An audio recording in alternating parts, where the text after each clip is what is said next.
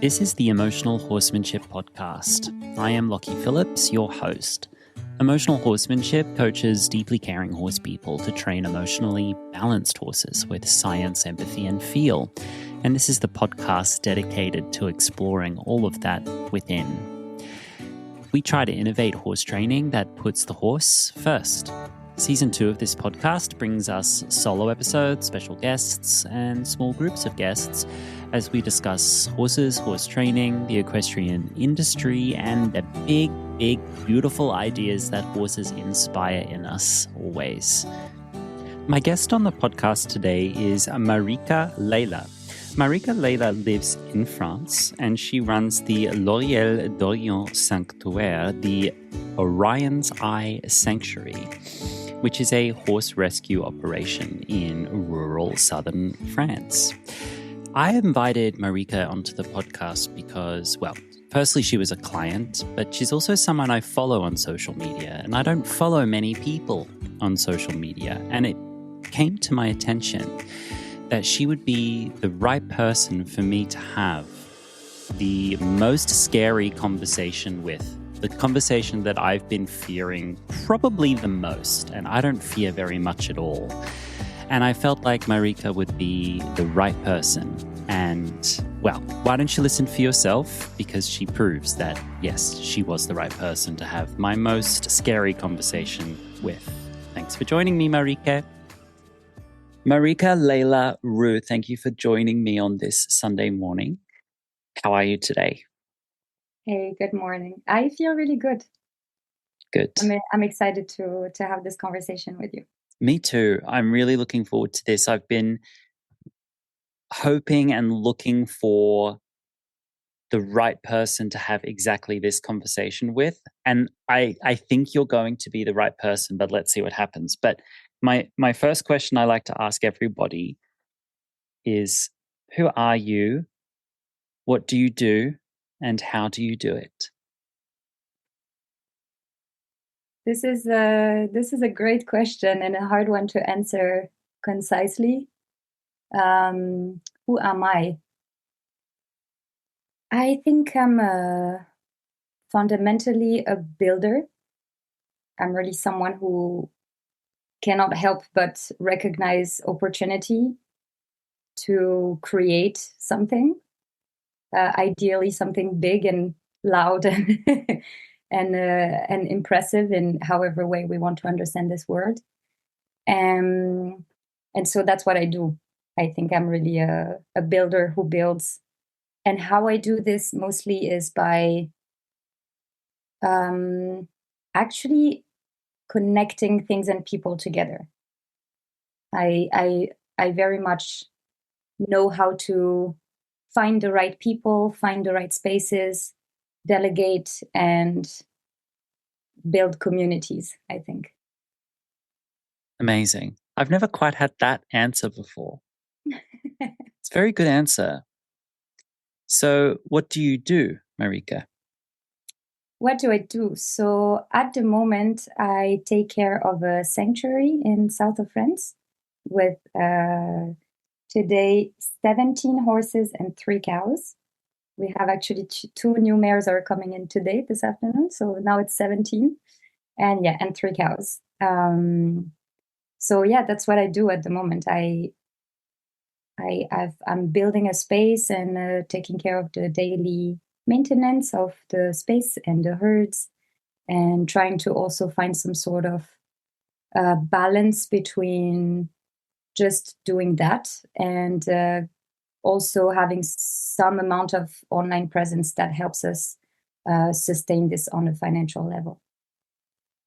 With 17 horses to care for, do you have help? Do you have an army assisting you? I don't have an army, but I do have now one person who lives in the house and on the farm with me. It's a very good friend of mine who was supposed to come just for a few months. I started with more like trying to use the concept of woofing. Yes. So I had already last. So I did the first winter alone. I did 4 months alone. I did 2 years alone. Then I moved to this new space. I did 4 months alone, and I thought, okay, this is just unrealistic. There's just no way I can do this.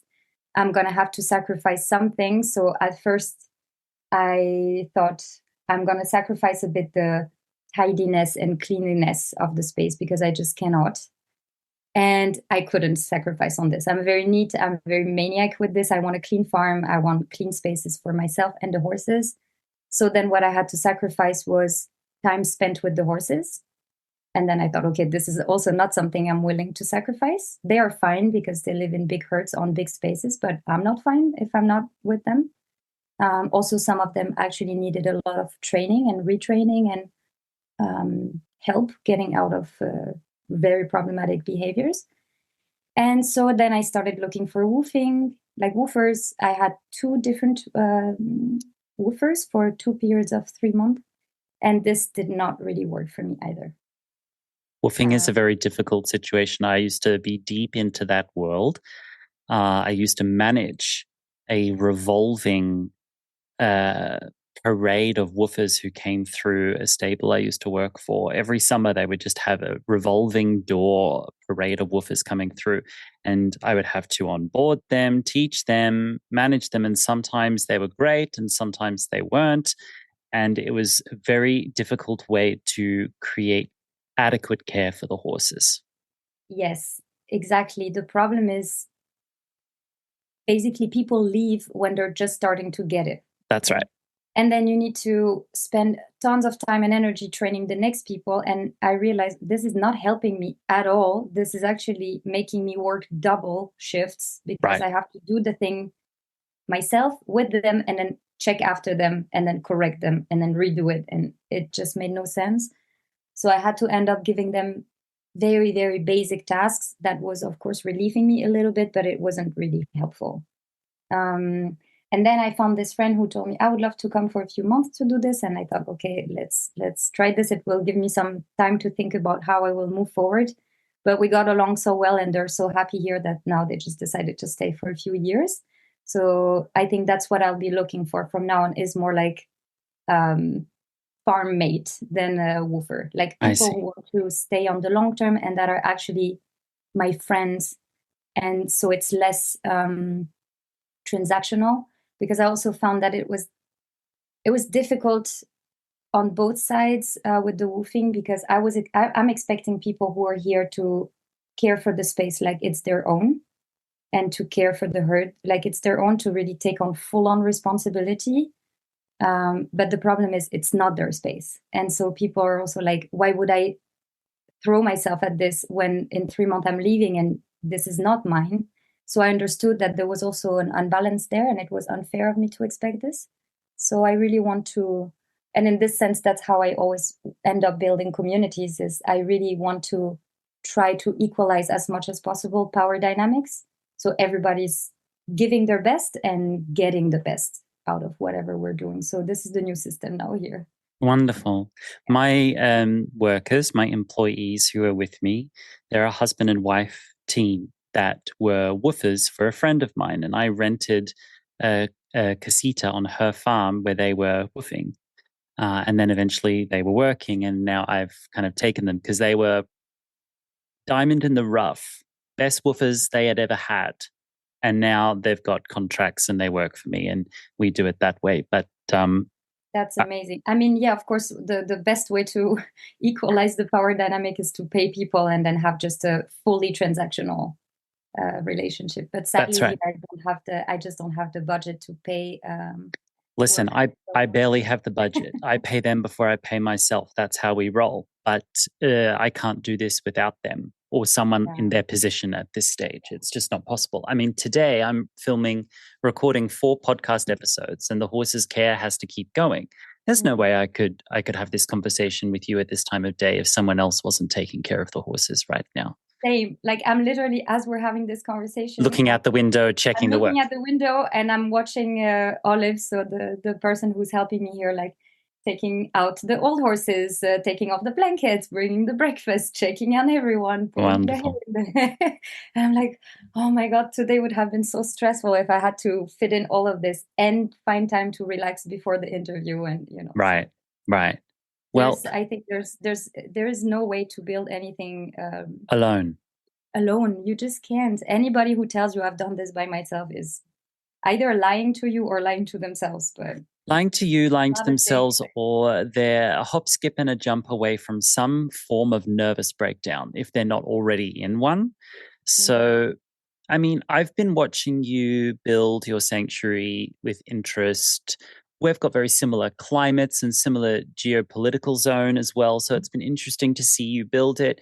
I've had the pleasure of offering you a couple of lessons here and there and really enjoyed watching you with your horses and all of this. But do you remember why I invited you to this podcast? Yes, absolutely. Now that people have gotten to know you a little bit more, what happened was I shared a photograph on my Instagram stories, a photo of my computer screen where there were dozens and dozens of faces on a Zoom, on a group Zoom.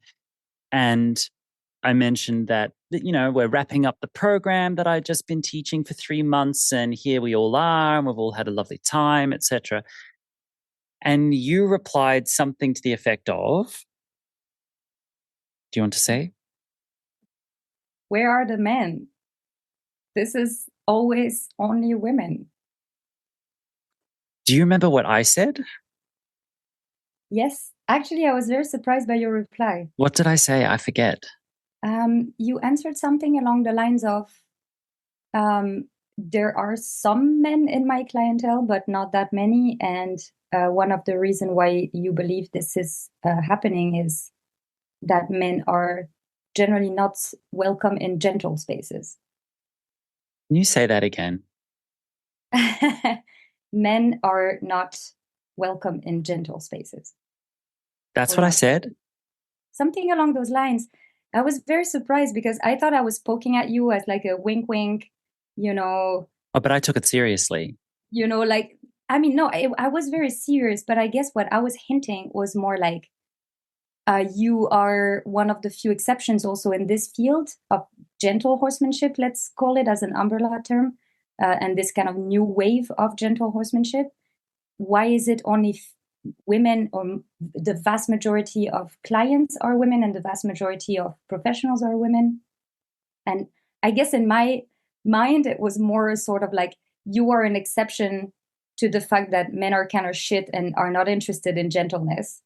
And your reaction was, men are not welcome in gentle spaces. And I was like, fuck, this again. You know, this again, this forever conversation in feminist spaces and feminist, activism of, where is the balance between be wary of men, but also, patriarchy harms everyone.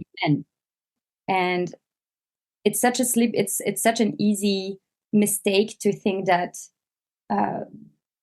feminism is for women to free themselves from the oppression of men, or that patriarchy is a men problem, and to forget that men and women should together try to fix the problem of patriarchy. That is not a problem of men and women. It's just a system that harms everybody, even those in power, which is like, yeah.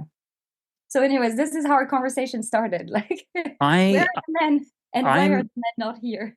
I've been called brave so many times it starts to feel like a diss when I'm opening my mouth to speak. But this is one subject of which I am once bitten, twice shy, as the great late George Michael would say. I'm once bitten, twice shy on this subject because I've attempted to speak about it before, but I believe I was attempting to speak about it with people who I thought would be receptive and found out they were not. And there were consequences for me which I wasn't really prepared for. So I'm actually nervous to have this conversation. But in talking with you a little bit further, and you described a little bit of your background on this subject and your background with horses, etc., I thought Marika might be the person who's got the skill, the knowledge, the academic, the literacy, the level of eruditeness that is required to actually talk about this in the horse industry, but also the way it relates to our culture at large. So could you just describe for me a little bit your background on this sort of subject, gender dynamics, sexual dynamics, queer identity, etc.?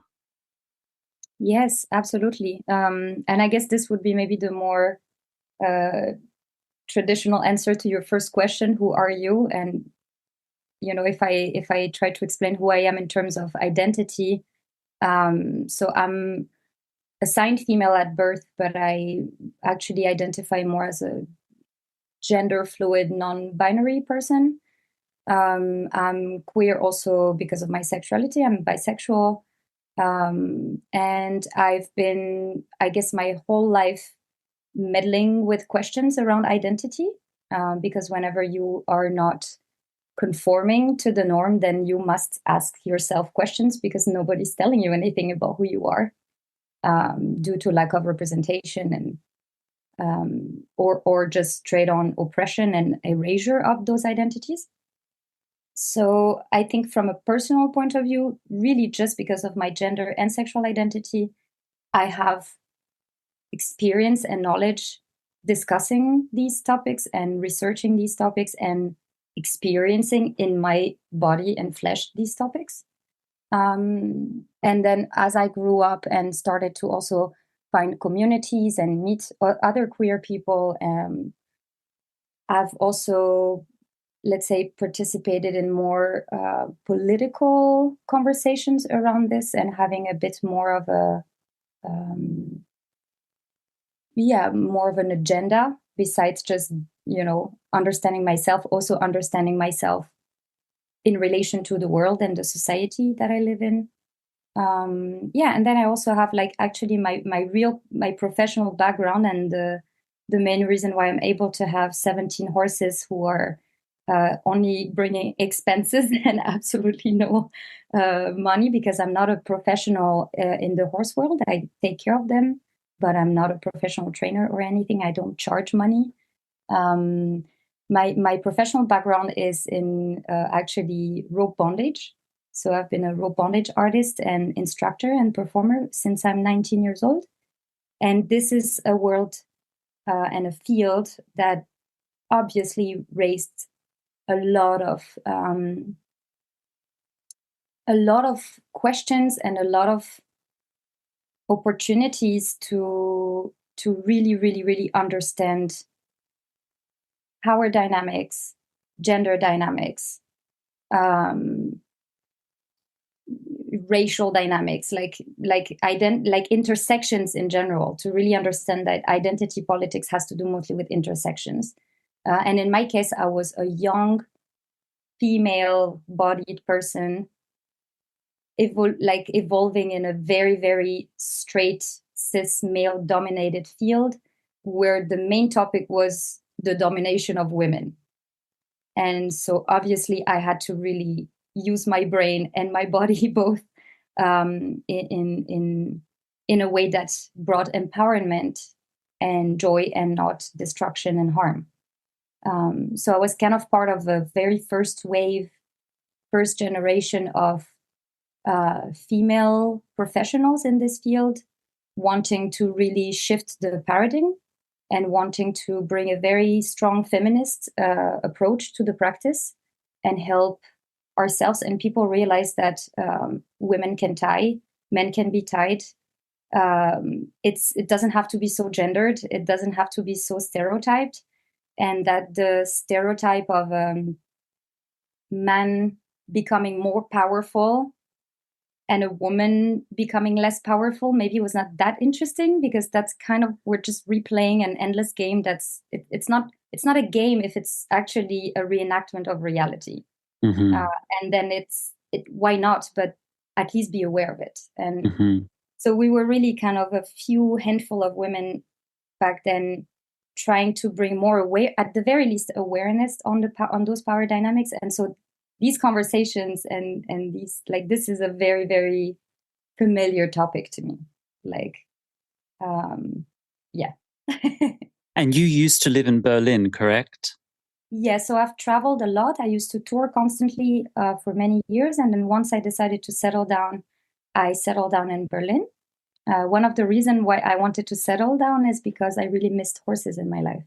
And I was born in a farm in south of France, like a horse farm. My dad had always horses, and he was breeding horses. And then I went to high school, and then I went to art school. So I didn't have horses anymore in my daily life.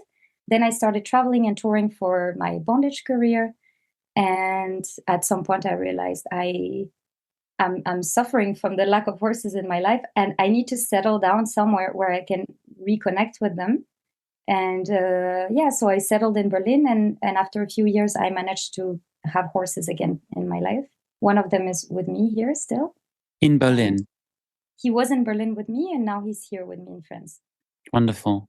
Yeah. I spent a period of my early 20s living in the Germanic section of Europe, so German-speaking Switzerland, then Eastern Germany, before moving into Poland. And I spent a lot of time in Berlin. I came to know the city like the back of my hand, made a lot of friends there.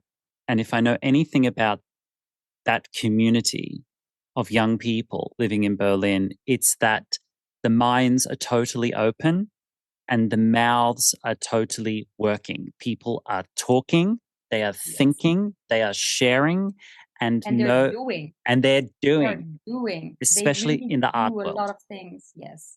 Right. And no subjects are off the table. Yeah.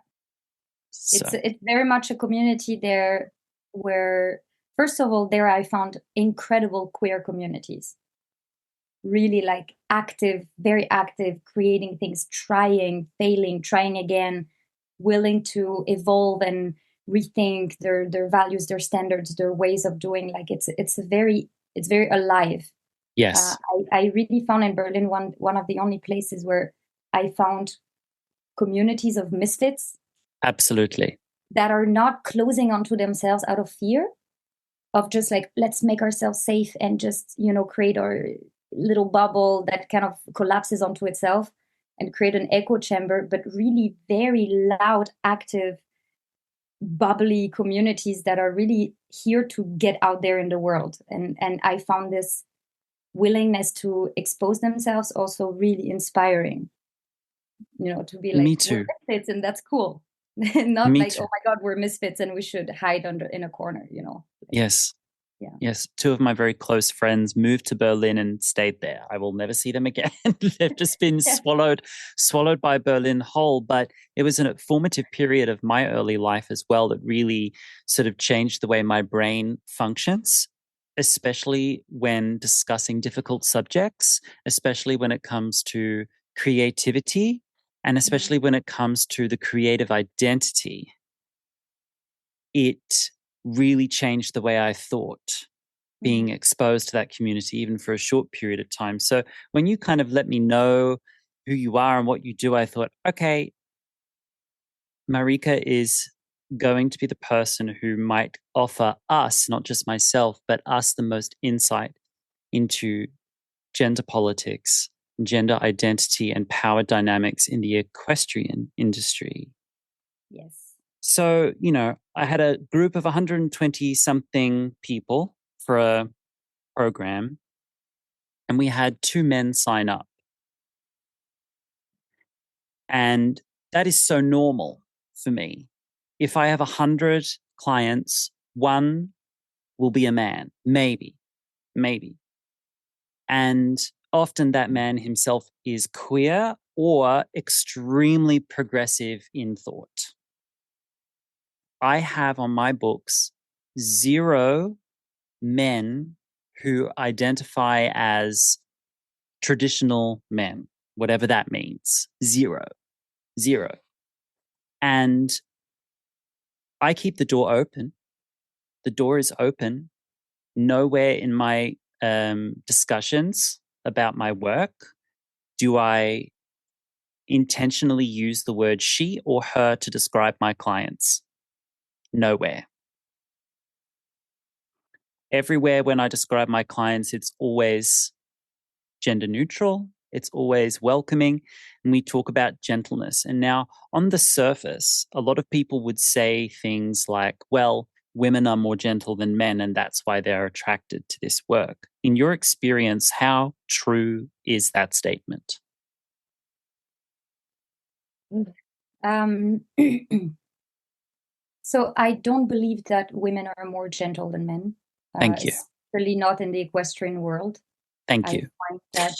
Thank you for saying that, because I can't say that, really, you know? No, like horse women are fucking intense. Like I'm Hello. gonna speak for what I know, and it's mostly gonna be from like friends, like people I've met in France, because I've mostly been around horses in France.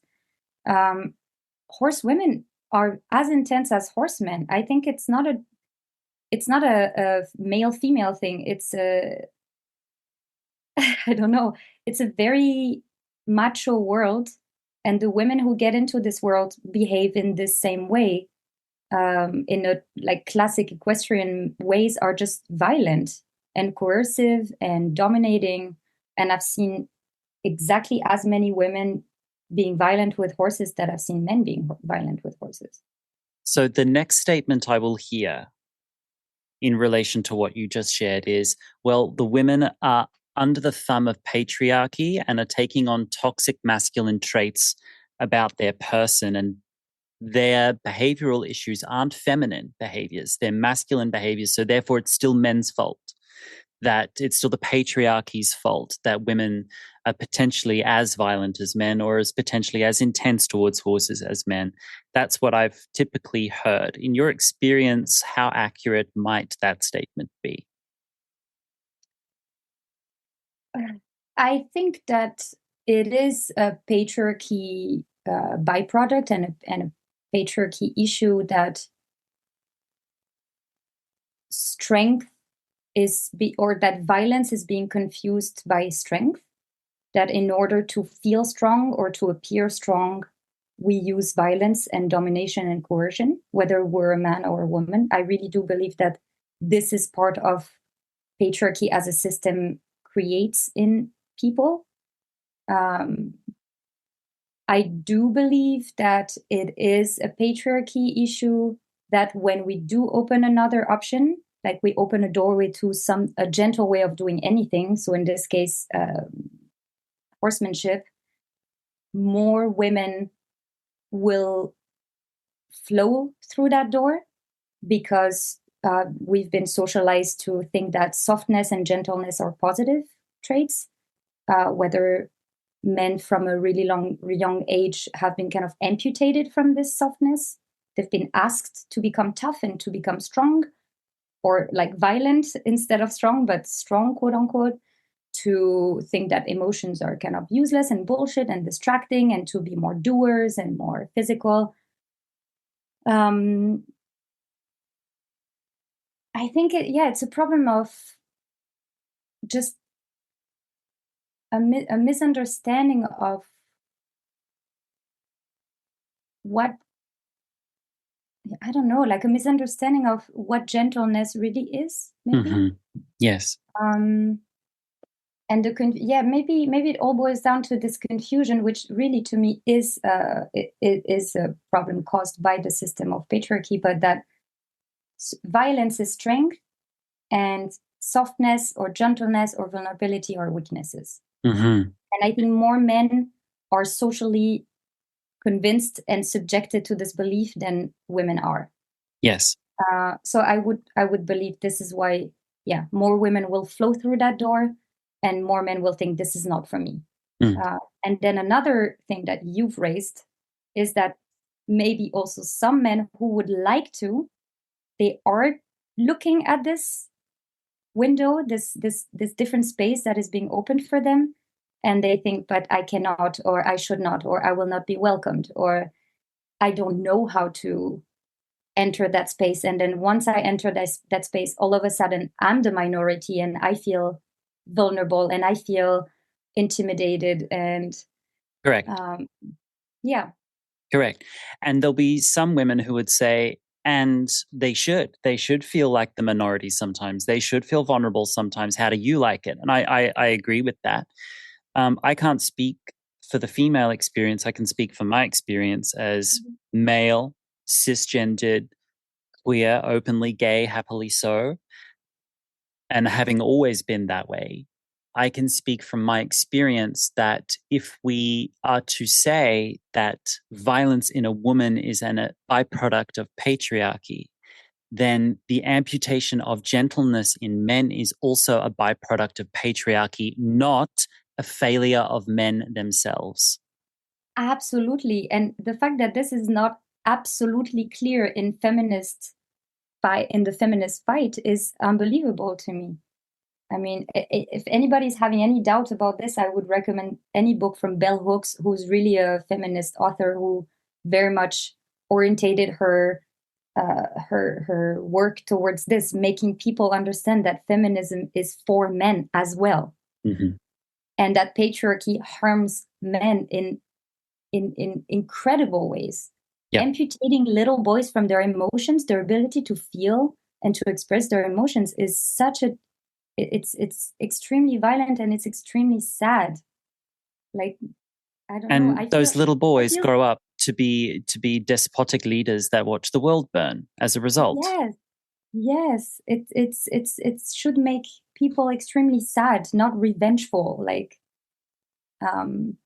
especially people who suffer from patriarchy in more direct ways. Like, if we cannot understand how it hurts, like, there has to be empathy. I've had this conversation. I have different conversations around this topic with my farm mate, actually, house and farm mate, and they are someone I appreciate a lot because they are like a diehard lesbian feminist. Love it.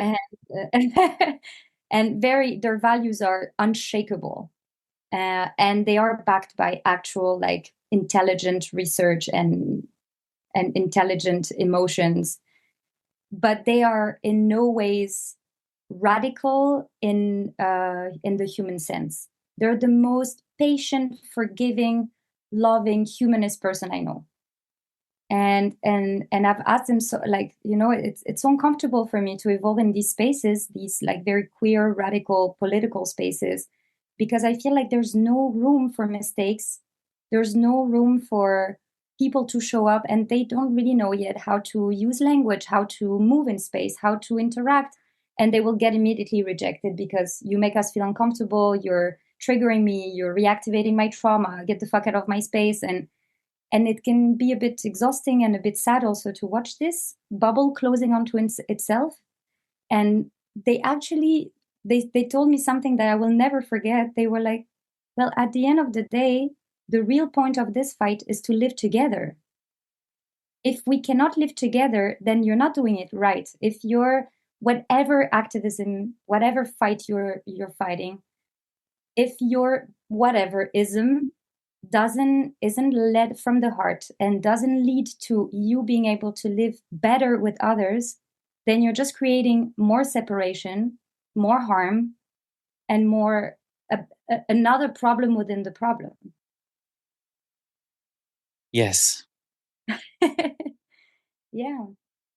I remember being a little boy, a sensitive boy with a lot of feelings and artistic leanings, living in suburban Melbourne, Australia in the 90s. Not the friendliest of places. And I was very lucky in my primary school to be in a very nurturing environment, and very lucky in my immediate family in that respect. Not so lucky in high school. But even in friendly places, I remember female teachers only.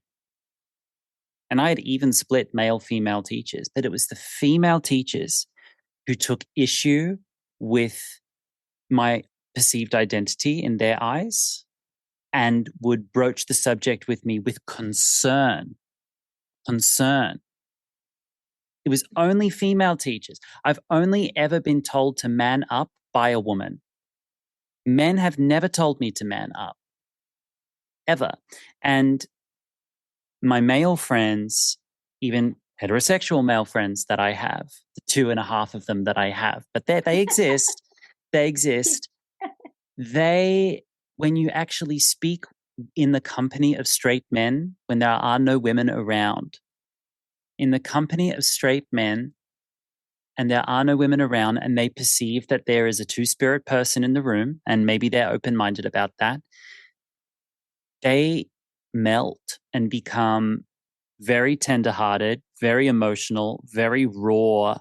And it's this very sequestered, private, cloistered conversation that is very much not to leave this room kind of idea. That we talk about these things when we're safe to talk about them, when the women aren't here, when certain types of men aren't here, the ones who are too far gone into patriarchy, when they're not here, then gentlemen speak about their feelings, about how they navigate stuff, and they can be equally, if not more tender-hearted. And my experience of it is that they are not given cultural permission to explore feelings openly. They're not given cultural permission to be soft and to own that. They're not given cultural permission to be nurturing figures in the world. They're not given these permissions.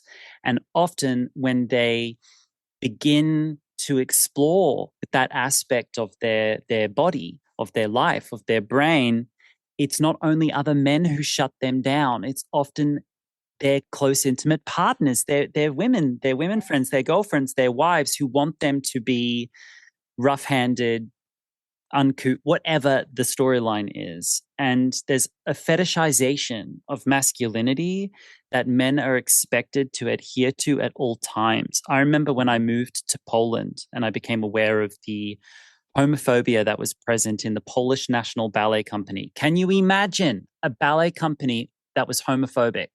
Can you imagine? But this is in like Eastern Europe with Russian ballet masters, and they had been very cloistered. I'm the first Australian to be there. They hadn't been exposed to Western culture very much. And there was a homophobic atmosphere in the company. I watched one of my superiors make homophobic jokes about one of our guest teachers in front of the whole company, and the whole company laughed. And I'd been in the company for 2 weeks. And I marched into my director's office, and he was very worldly. He had traveled. I marched into my director's office, 21 years old. He could have fired me on the spot. And I just said, do you know that there's a homophobic atmosphere in this ballet company? So I thought, I did not become a ballet dancer because I wanted to enter into more homophobic places. Right? I thought part of the reason being drawn to dance is because I thought, this will be a safe place for me. This will be a place where I can be safe, And I thought, no, not on my watch. And he said, I didn't know. I said, well, such and such was making jokes at the expense of our guest, and it was homophobic, and it's making me really uncomfortable. And I can see that we have colleagues in the company who are in the closet and are afraid to come out. And he said to me, Lockie, but help them, he said. Help them to come out. I said, that's not my job. My job is to come here, and it's so weird, so weird. And he said, don't be a drama queen. Don't be a drama queen. There's nothing I can do, he said. And I went, fine. The next day I showed up at work wearing rainbow tights, striped rainbow tights that I used to wear when I worked in Germany. Every day I used to wear those. I loved those things. They were actually not tights. They were thermal underwear, rainbow thermal underwear that I used as tights. And so I'd walk around the theater all day in those in Germany. When I moved to Poland, they were at the bottom of my drawer. They stayed there. But after that conversation, I showed up to a full call of the Nutcracker, the entire company in the room, plus leaders wearing the rainbow tights. And my director looked me in the eye, and I looked him in the eye. He looked at my legs, and I looked away, and I didn't look him in the eye for 2 weeks. 2 weeks later, he called an entire meeting with the whole company. And he said, I am duty-bound, legally obligated to inform the company that I have a zero tolerance policy on mobbing related to people's gender, religion, sexuality. And when he said sexuality, the boys' club in the back of the room started to giggle. Sexuality, whatever, because there was also some anti-Semitism going around. We had an Israeli dancer who was at the being asked to show his circumcised such and such. It was very, very odd. So he actually made a public statement, and then they brought in the HR department, and we had to have HR training and all sorts of stuff. And I went to him and I said, "Thank you." He said, "Oh, it was no big deal." I said, "It was a big deal for me because now I'm safe-ish to be here myself." But when I moved to Poland, I changed how I dressed. I changed how I dressed in public. This is just how, like, there actually is no safe space anywhere. Right. If you're not a white man, straight white man. This is true. Healthy and wealthy, but and this is why we actually should understand that basically everyone suffers. Right. Everyone suffers, and even the rich, healthy, cis white man in power cannot possibly be happy in a world where nobody's safe. Like, right. We're just more or less safe, but it's like a constant dynamic of, like, how you're perceived and how you're perceiving others and how you're handling these dynamics. And, do I have the energy to protect myself, or is there someone in the room who can protect me, or what can I do to make myself feel safer? And I guess this is how, like, either community work happens, which is beautiful grassroots work, or sadly the kind of darker sister of this concept, which is like communitarism. I don't know if you can put this in English. Yeah. Like communities that just kind of close onto themselves out of fear rather than connect out of hope. But yeah, I'm sorry this happened to you in the ballet world, and I think it just happens everywhere. It happens everywhere. It happens everywhere. And this level of homophobia, or just in general sexism, or these types of like persecutions, happen everywhere all the time, and they're relevant to everyone. They're relevant to everyone because the feminine, gentle, soft, straight guy suffers from homophobia. Correct. And the masculine, butch, straight woman suffers from homophobia and Correct. transphobia, and Correct. So we're in this. We're all in this together. Sadly, I think the US is going to be a very clear example of how this concerns everyone. Even people who didn't think they would suffer from this kind of oppression are going to start suffering from it. But I think at the end of the day, maybe the core of this whole discussion is gender. I think even more, because I think even sex, like, sexuality is secondary to gender often. It's very secondary, because at the end of the day, what people are interested in is not really like who you go to bed with. It's not really who you go to bed with. I think the reason why homophobia is a thing is really just because there is a gender definition of what masculinity is, right, and what femininity is. And historically, when we really look at when did gender issues started to arise, when did gender appear to be a thing, since it's a socially constructed, it's a story like religion, or it's really just a story that we all together agreed to believe, or were made to believe. Like, sex is a physical thing, it's a biological thing, but gender is not. So when did it appear? And it seems to be a byproduct of the second we started to sedentarize, to be sedentary. Is that correct? Yes. And then it meant property became a thing.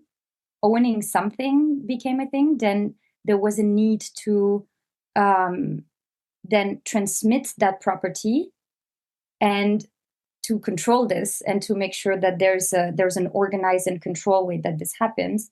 And apparently this would be the very beginning of defining gender roles, like who is protecting property, so the beginning of wars and things like this. Then instead of women, and let's say instead of females being considered as these like magical goddesses that bring life, and like older deities were often goddesses and female deities, and we would worship the moon and things like this, all of a sudden the sun becomes the main deity, and men become more important because they're the ones who defend property, and because they are the ones who transmit property to their descendants.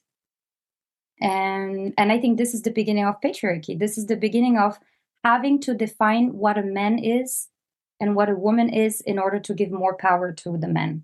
And then we have agreed on physical attributes and social attributes and behaviors. But if, like, the gender spectrum is actually not that binary. I don't think any man fully feels like what socially is considered to be masculine, and no woman fully feels like what is socially considered to be feminine. And I think this is really the kind of the origin of all issues. And I've seen it being like pushed onto horses in a harmful way. This is how deep this construct runs into our minds and our understanding of ourselves and the world. Like, I have a couple of horses here at the farm who are deeply traumatized because very strange masculine ideals have been pushed onto them. Like, specifically, one of the horses that I got from my father, who was an incredibly toxic macho, he had a lot of Portuguese stallions. So for anybody who knows horses enough, like, this is the breed of, they're flashy, they have those big necks. This horse in particular comes from a long lineage of bullfight. The bullfighting Lusitanos are tough. Exactly. He's tough and he has incredible movements. But actually, this horse specifically is the softest, most anxious. He's so emotional. This smallest little thing will send him into like a spiral of emotions, and he's not brave. He's not masculine at all. He's a very, very, very soft horse, and his whole life he's been pushed into behaving like a scary, flashy, angry stallion. And I look at this and I'm like, how the fuck have we managed to assimilate these toxic beliefs so deeply that we're pushing it onto horses? Mm-hmm.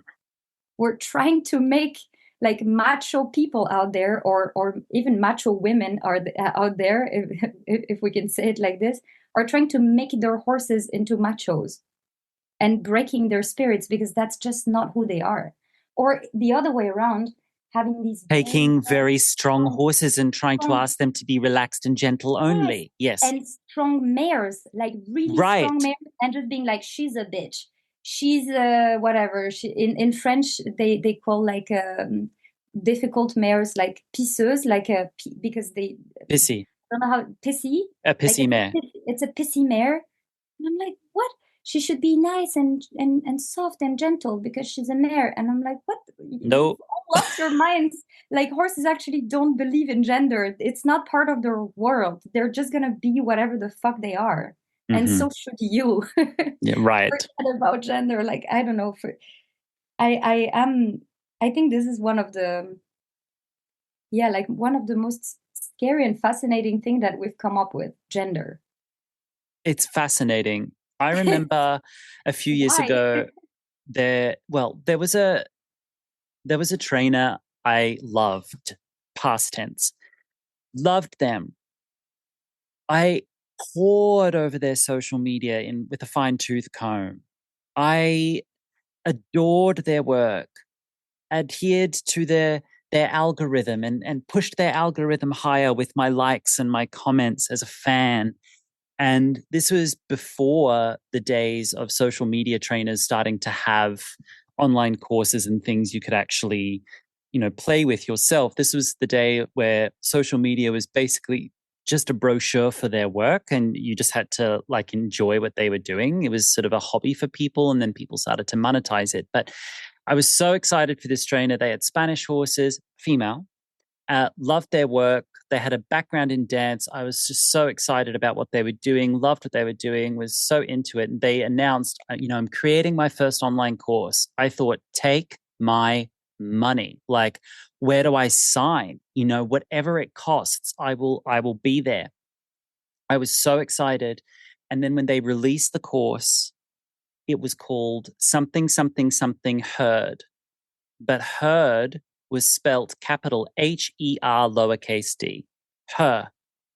And it said, for compassionate horse women who want to lorem ipsum, lorem ipsum, lorem ipsum, right?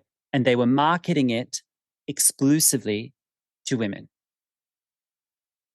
And I remember credit card in hand, ready to jump on the course and went, oh, I'm not welcome. And I put my money away and I turned my eyes away from their work, loved it from afar, but had wished they had created space for men to join them. Now, they don't have to. They don't owe men nothing. They don't owe men nothing. If they want to create a female-only place, you know what? High time. High time there are female-only places in this industry. Not a problem. All I know is that my experience was I would have liked to have seen your work also. This was about horse training. You weren't creating like a feminine coaching program to help women with women's issues. This was about horse training. And one of the things I love about horses and horse training, and one of the only things I love about horse sport, Marika, is that men and women compete together. And it's one of the only, I think it's the only sport in the Olympics where men and women are on an equal standing when they compete together. And I love that with horses, gender suddenly isn't an issue. They don't care if you're a man or a woman unless they've been beat up by a man or a woman and have a symbolic aversion to you. But it's one of the things I love about horses is that we can come on an even playing field together. So if you're making a program about horse training, why are you marketing it only to women? If you've got a coaching program or a coaching container for horse women about feminine issues, I don't belong there. I don't want to be there. That's your space. And I frequently try to create female-only spaces in my own business where I'm not there, so that they can have the conversations they can only have amongst themselves. But do you know if this course specifically had any focus on like a feminine understanding of the herd or a feminine approach to, like, was there actually, did you just feel unwelcome and then you didn't look into the program? I looked into the program. Did it have anything to do with being a woman specifically, or no? This was a marketing mistake. This was marketing choice, not a mistake. Choice, yeah, maybe not mistake, but choice. This was a marketing choice because it was about liberty training. Okay, so it had nothing to do with specifically being a woman. But drilling a little bit deeper, their belief system was and is still that the revolution in the equestrian industry will be led exclusively by women. And so they wanted to create a container for women to train horses with other women without men present, because they believed that women will be leading the charge only. Yeah, as you said before, I'm actually someone who very much supports the idea of separatist events in general and organizations for obvious reasons, whether it's gender-based or racial or or religious. But I don't believe in it when it comes to education specifically. Mm-hmm. And as you said, also when it comes to horsemanship, because the subject is the horse. Right. It could have been something like, if there was would have done this. If there was a course about the female anatomy of the seat, and that there is very specific techniques that females need for their seat relative to men, I would understand that because it's specific.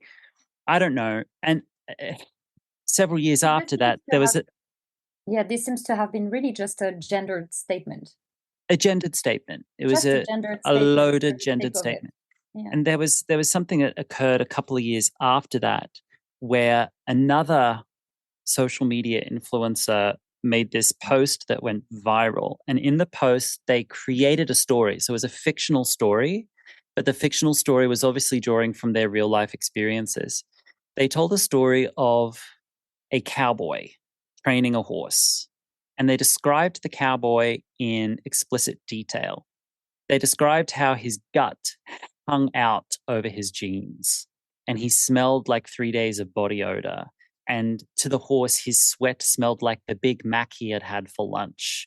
And he was sweating. And they just painted this ogre disgusting, yeah. disgusting ogre, and started to draw connotations between the disgusting ogre getting on the female horse and how that was akin to violations between men and women. And then towards the end, the whole crux of this statement, this story, was that women are the reason horse training is going to get better. Demonize the men. Women are the reason horse training is going to evolve. And that was back in the day when I didn't know any better. I commented. And the comment was something along the lines of, as a man in this industry, the industry I teach in, I am the minority in the circle I run in because I am beholden to 99% women. They have the power over me. They are paying my bills.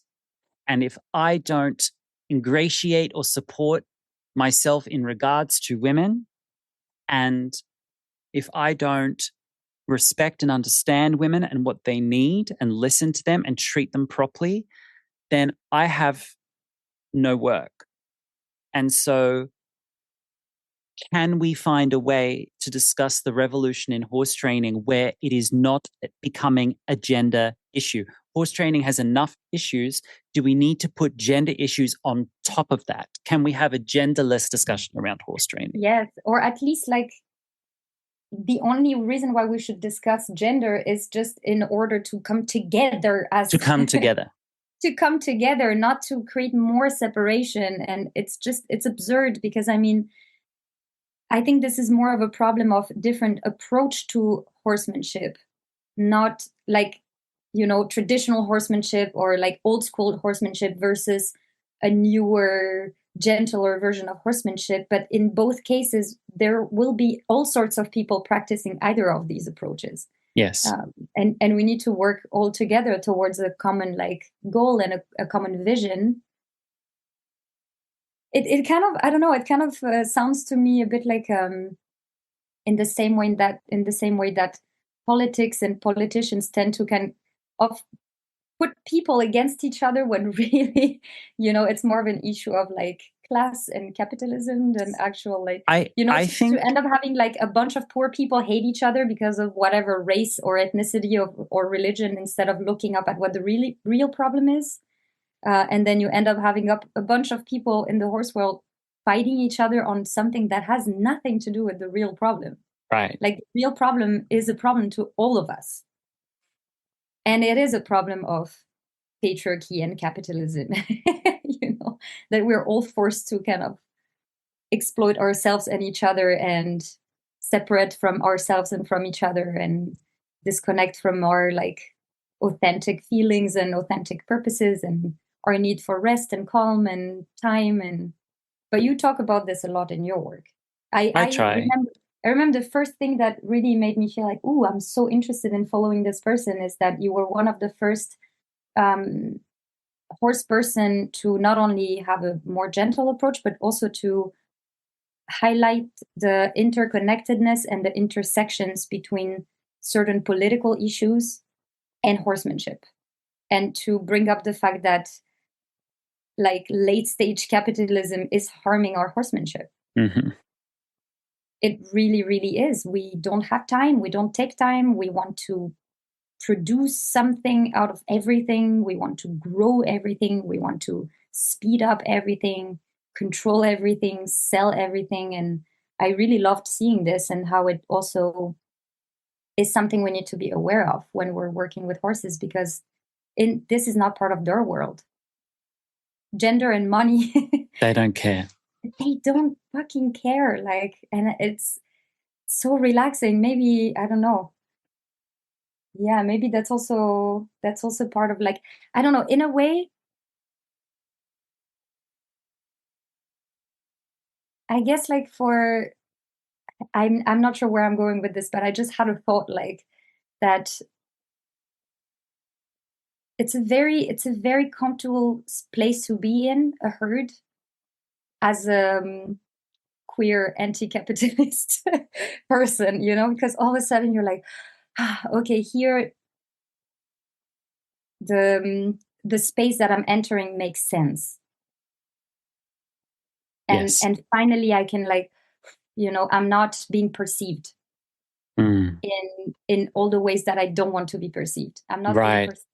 You know what I mean? Like the horse is Right. perceiving my emotional state. It's perceiving me as a being. It's Yes. not perceiving me as a rich or poor, white or black, man or woman, healthy or unhealthy. The horse just comes up to you for what your aura is.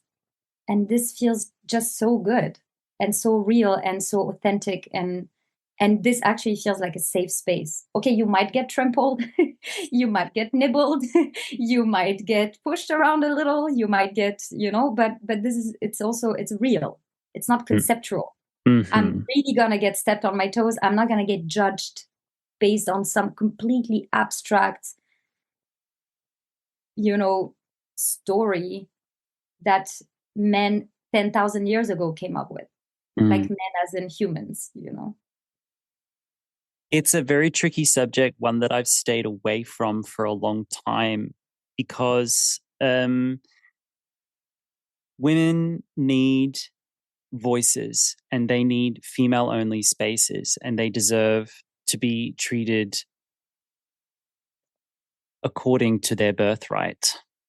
And I'm tired of seeing the anti-women rhetoric that's going around in world politics right now. I find it exhausting. I find it disgusting. And I'm waiting for everyone to realize that in my podcast, though I'm a white dude interviewing people, I've only ever had women on this podcast, and I'm going to see how long I can keep that going because I've got 2 bits of privilege I didn't earn. I've got white skin and I was born into a male body. I didn't earn those privileges. I did not earn them. And so it behooves me to donate those privileges to a better cause and to weaponize those privileges for a better cause if I can. Having said that, I also don't tolerate rudeness. I don't tolerate entitlement. I don't tolerate people weaponizing their triggers or their mental illnesses against me. And I don't believe I have to hold space for everything from everyone. And that includes women. So if women want me to hold space for everything they've got, including their garbage, they have not got a warm seat with me. And I have no problem saying to a woman or a man, no, stop. No, not on my watch. That's a boundary. Step back. And for doing that, I'm often labeled as someone who's hard on women, but that couldn't be further from the truth. I'm allowed to set boundaries with people. The problem is people don't have a good relationship to seeing a male figure set boundaries. I mean, Marika, I walk into clinics, and if I'm wearing certain clothes in certain places, people have already decided that I'm like every other horsemanship dude they've ever met and don't give me a chance. And so I'm wondering, do I need to wear like a Barney the dinosaur costume when I go to teach clinics? What do I have to do to just like break their illusion? Like, I will deliberately mix styles of equestrian clothing when I go to some clinics. I'll wear my hat, which is I wear every day, but then I'll wear jodhpurs and tall boots with it, but then a Western shirt, and people will go, well, that doesn't make sense. But at least I've got them thinking and they're breaking me out of a mold. But if I go in there in the cultural uniform that every other horse dude has ever worn, I don't get a chance in some people's eyes. They've just had too many shitty horse dudes be awful to them and will expect me to do the same. And often use me as a container to hold their rage against those men, often use me as a container to express all the things they wish they could have expressed to those men and couldn't. That is inappropriate. That's inappropriate. That shouldn't, in my books, be happening. But it won't get any better unless we start talking about some of these issues. I mean, female-only spaces are especially important when women are the minority in those spaces. But men-only spaces are really important in situations where men are the minority also. When I was growing up dancing in suburban Australia, boys were a minority. If a ballet school had boys, they were like, you have boys in your ballet classes? Like, how did you get them? How do you keep them? And my ballet school was famous for producing boys. And so the Association of Ballet that we were taught set up a boys program where there were boys-only classes with special guest male teachers so that the boys who were the minority in their ballet classes could have male-only spaces and they could have some semblance of masculinity while they were doing a thing that caused them to be ridiculed and emasculated everywhere they went. And so I grew up a dude in a dude minority driven environment, and the other boy in my class was a boy of color as well, right? Both of us are gay, but he was a person of color. I'm white. We're both dudes. We're in a minority in our class, in our entire school, out of 300 kids. Let's take a break.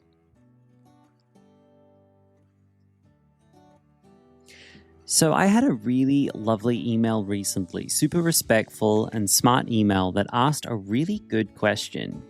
Lockie, is there any space on your podcast or in your teachings to have conversations that reach out to the competitive riding community? Could you be a bridge for people who ride sport horses and compete? A bridge for those people who would like to change but do not know how, and often feel intimidated by the quote-unquote horse-first community? It's a great question. I think that's a great question that's worthy of some reflection on my behalf. And this would be a good time to mention to any horse person who would like to try emotional horsemanship but doesn't know where to start or doesn't want to start their riding or their training from the very beginning again, that I have prepared a program designed exactly for you, for this person. Homecoming 2.0 is the name of this course, and it is the most detailed and challenging course I've ever created so far. And I created it together with my team, Michelle Knapp and Christy Foley, who have been on this podcast. We focused on the horse person who needed a bridge to a different way of being with horses, a bridge that felt secure to them, to begin exploring some of their horses' questions. Questions such as, does my horse enjoy riding? How important is straightness? How symmetrical should my horse's flexions be?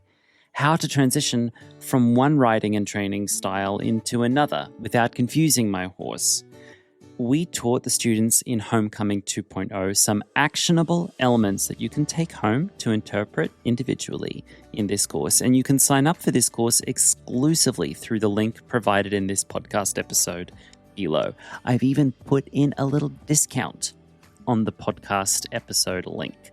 So click the link in the show notes of this podcast to see some free previews and to get a discount access to Homecoming 2.0. It's kind of a groundbreaking collection of materials, and all students get lifetime access to it. And with that, let's turn to my conversation with Marika, Leila, as we continue to unpack this pretty tricky subject together. And they could have some semblance of masculinity while they were doing a thing that caused them to be ridiculed and emasculated everywhere they went. And so I grew up a dude in a dude minority driven environment, and the other boy in my class was a boy of color as well, right? Both of us are gay, but he was a person of color. I'm white. We're both dudes. We're in a minority in our class, in our entire school, out of 300 kids.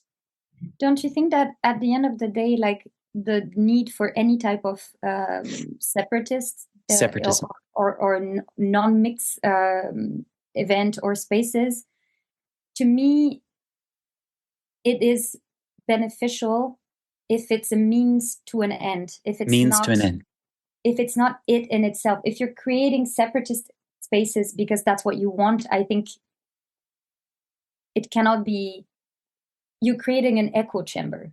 Mm-hmm. So if you're creating this space as a minority, you will just kind of isolate yourself even more from the world.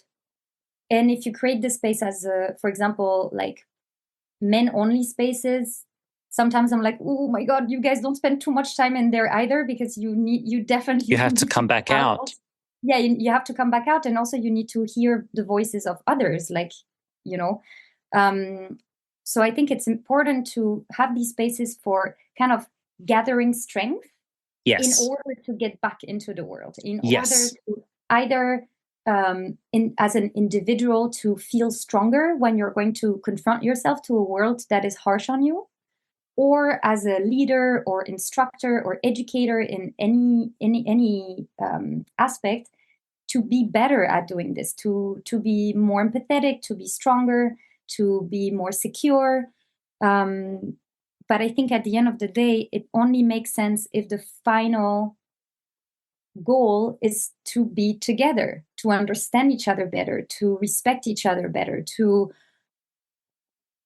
like if you're setting a boundary, it's to protect yourself, but you cannot be only setting boundaries. You need to set boundaries in order to open them wider later, or to open them maybe slower, but you cannot just build walls and set boundaries all the time. Otherwise you just stop to exist in a community, and we're social animals. We need to live in society.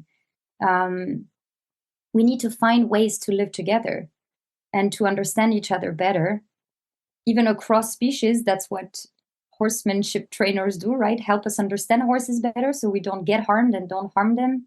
But we need to start by doing this between each other. When you were mentioning earlier, like the way you dress or the way you appear, the way you're being perceived, might make people, not trust you or push something onto you that you don't feel is relevant to your personality or methods or anything. I don't know, like it raised several questions for me. Like one question is, do you feel it really, like, is it a them problem? Or does it become a you problem? Like, does it really hinder your capacity to do your job well and hopefully convince them? It does.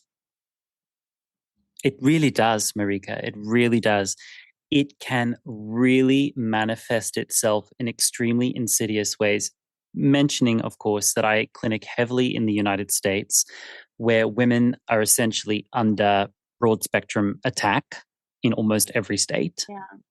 And queer people and trans people, minority, immigrants, people of color are under attack. And I'm likely to get trouble for even saying that on my own podcast. But clinicking in America, these things are dialed up with a level of intensity that I just don't experience even living in rural Spain. Yeah. My ancient next door neighbor does not mind at all that the gay boys live next door. Does not mind at all. Does not mind at all. How are you? Where is he? Is he traveling? And so, but coming to America, it's a much more intense experience. I'm not saying that America is the only place where this occurs, but it really does, because I want you to imagine being a horsewoman in some communities, and you go to so-and-so's horsemanship clinic, Joe Blow's horsemanship clinic, and you show up and he's got a big taco hat on, pair of Wranglers, and he starts getting after horses and getting after the women and shaking his finger at people and little ladying them and patronizing them and telling them they're all too soft, takes their money and then moves on to the next town and repeats the procedure. If I show up even wearing Carhartt, the same brand, the trigger is present for them, because a lot of people aren't taught that they are actually in control of their triggers.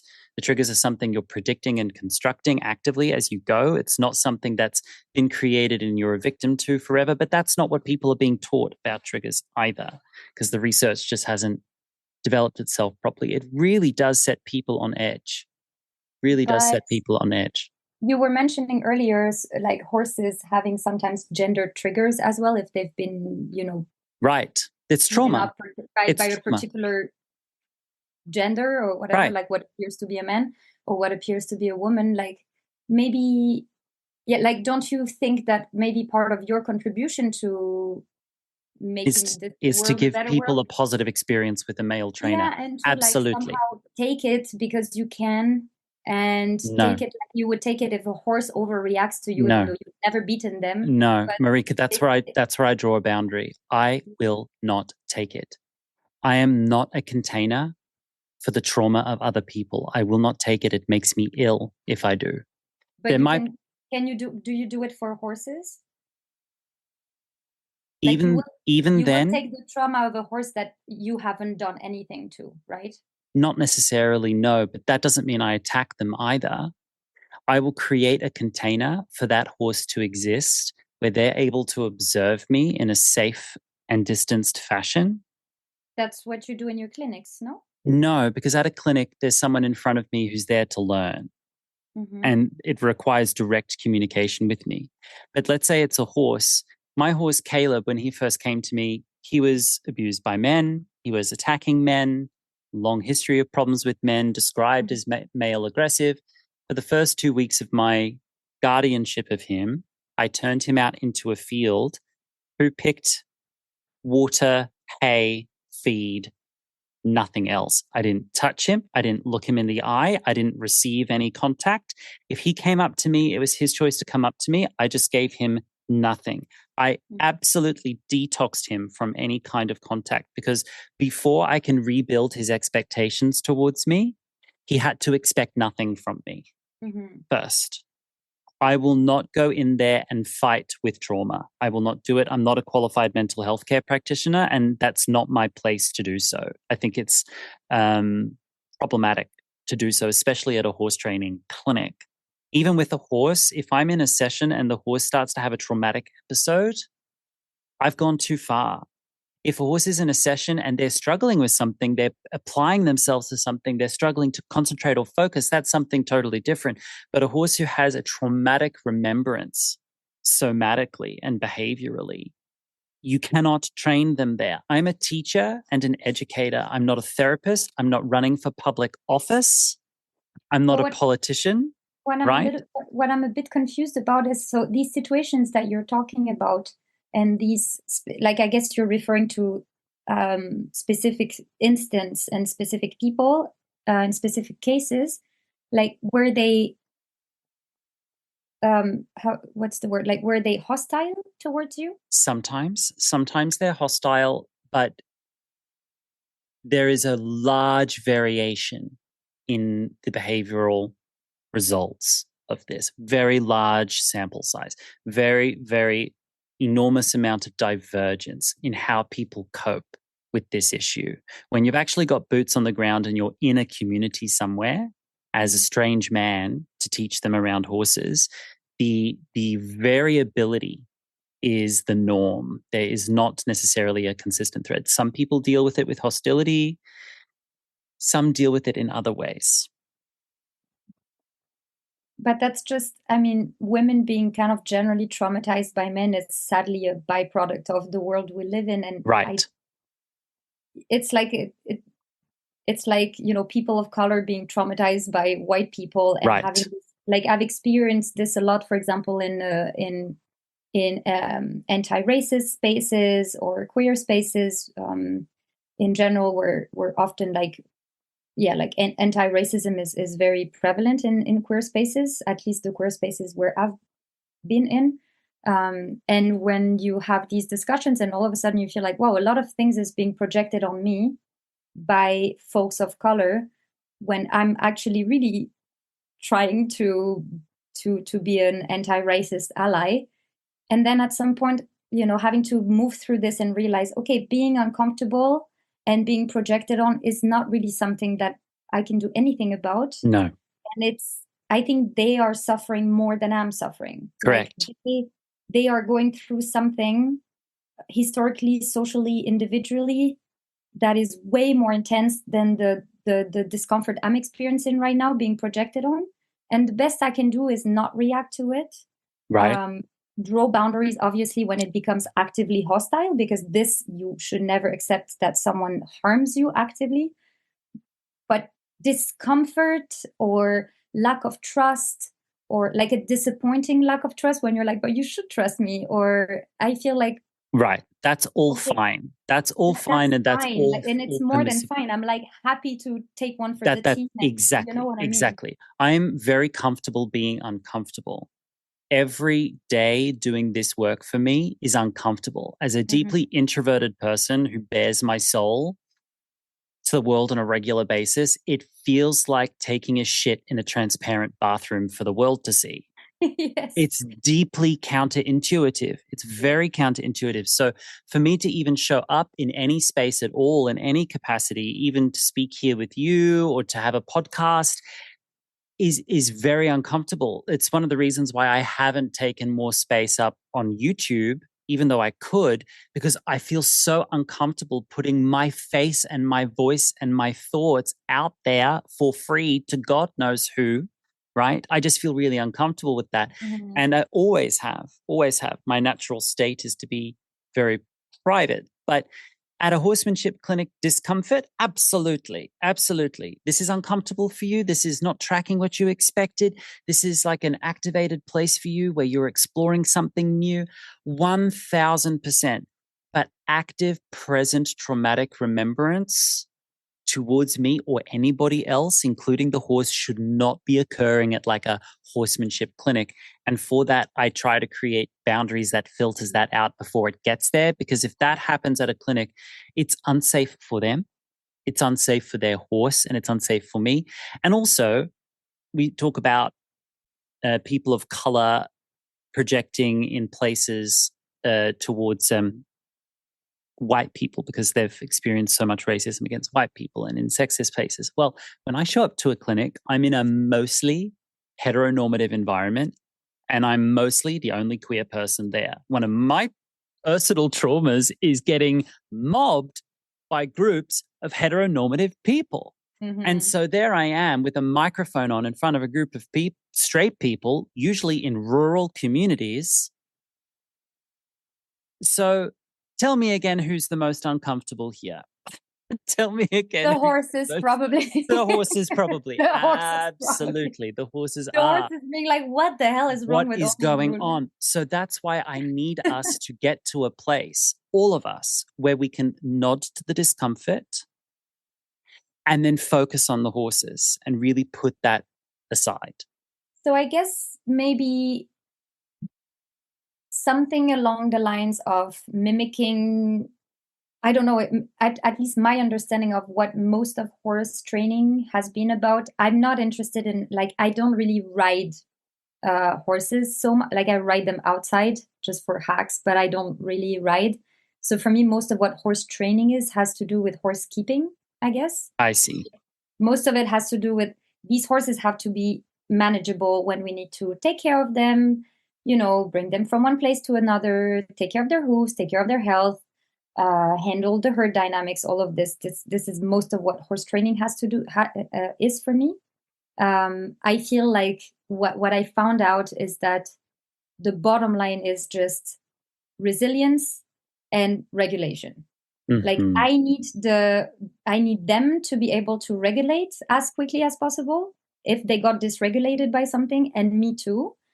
And I need our connection to be as resilient as possible, because once in a while I'm going to tap into the relationship tank, empty it because I need to do something highly uncomfortable for them, something they really don't like, something that's going to stress them out, that we're not ready for, but we have to do it anyways. So I feel like resilience is like the most important thing. My most traumatized horse here, where I see our progress, is not that I couldn't do this and now I can do it, is that when I do this, he gets just as stressed as a year and a half ago. He just comes back to regulation faster. And he forgives me faster, and he walks back to me faster. This is literally where we're at with this horse. And I feel like, okay, this is actually what everything is about. How quickly this horse will bounce back from a negative interaction with me or with people in general. So maybe that's what we have to try to aim for as people. Resiliency. Better resilience, because there will always be friction. There will be energy-wise, emotionally, verbally, physically, there will be frictions, there will be conflict. I don't know where I've heard this, but conflict is not necessarily abuse. Also was something that kind of like when it comes to each other as humans or with horses, sometimes there will be conflict, there will be friction, there will be uncomfortable. Actually, there is no true relationship if there is no conflict present. All relation.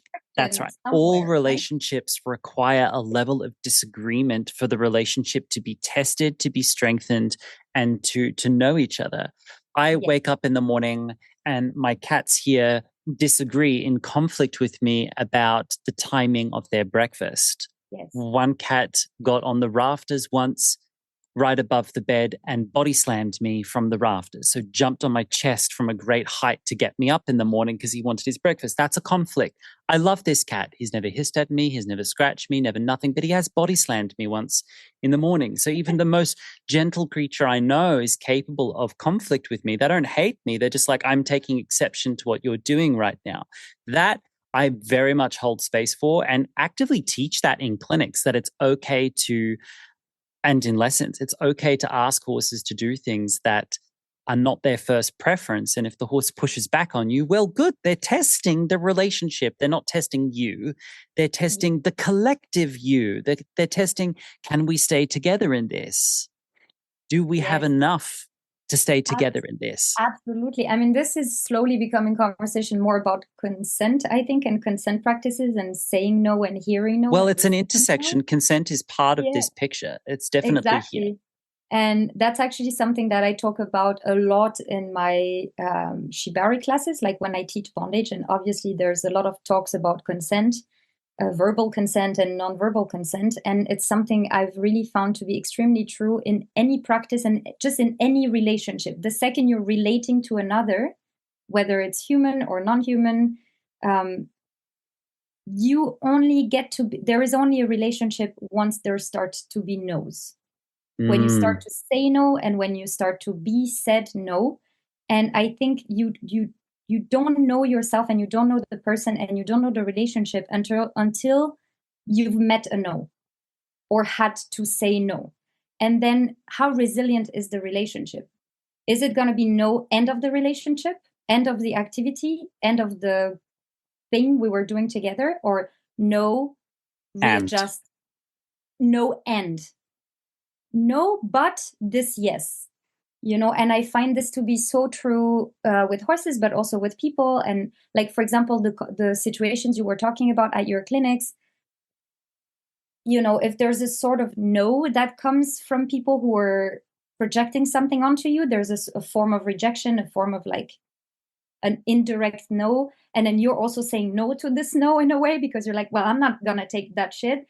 And like, are all these no's coming together to a final yes to something else?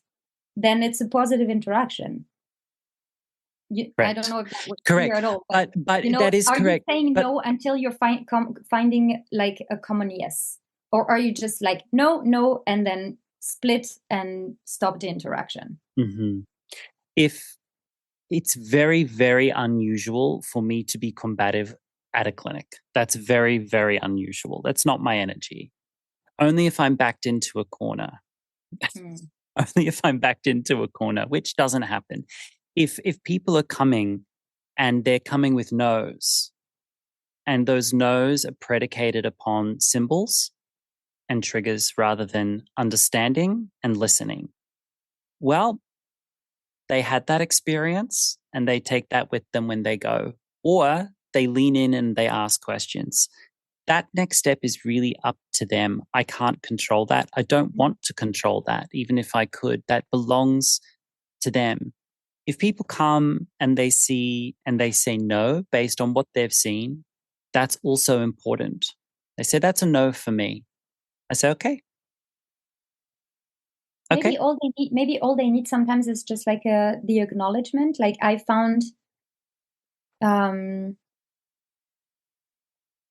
like I'm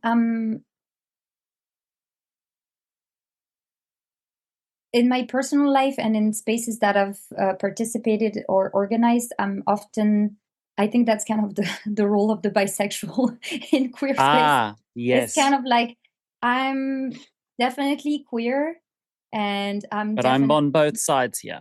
I'm trying to reconcile everybody, because I'm often going to be the one who brings a man in a very flinta space, for example. And then we're like, okay, how are we handling this? Because the majority of you are fucking traumatized by men. And this man is traumatized by being rejected by by being not welcome into gentle spaces and queer Yes. space. So how do we kind of like reconcile? Bring that together. Yeah, how do we thread, through this together?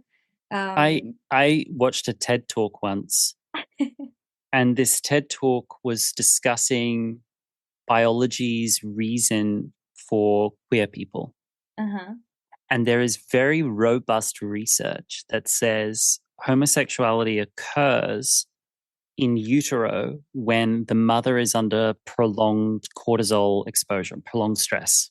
Okay. So in situations of prolonged stress, God, the universe, biology says, oh, this female does not need more mouths to feed in 10, 15 years' time when this offspring reaches breeding age. And this female does not need another hyper aggressive little warmonger that's going to create more drama, more stress, more conflict in the world. What this mother needs is a two-spirit animal, a two-spirit creature that is here to resolve conflict, is here to not add to the biological burden of population, so a non-breeding offspring, but is here with unusual social and emotional gifts that have the distinct purview of creating harmony. However, we come about that, because harmony is not one-dimensional. Sometimes harmony ruffles feathers first, right? But however we come about that, and I see that as our role, to come in and to speak on both sides and to look for resolutions and find harmony in a variety of ways with many dimensions added. And I'm the last person to tone police anyone or to tell anyone they're not allowed to have their boundaries, they're not allowed to have their triggers or whatever.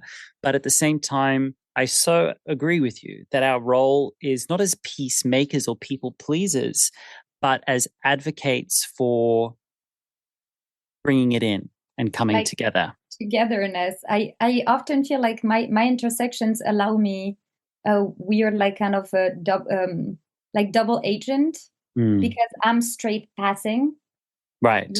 I'm cis passing. Like I just I'm being perceived as just a straight woman until proven otherwise, Yeah. So I'm not particularly I'm not receiving particularly hostile behaviors in day-to-day life, even in a homophobic and transphobic world.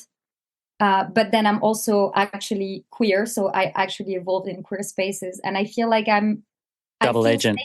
I feel safe enough in both worlds that I'm kind of often the one that adds and be like, I really understand your perspective, but how about tell you about that other world that exists out there where people have a different perception and a different, different bias and different lack of understanding of certain things. But I'm really doing this on both sides, of the spectrum somehow.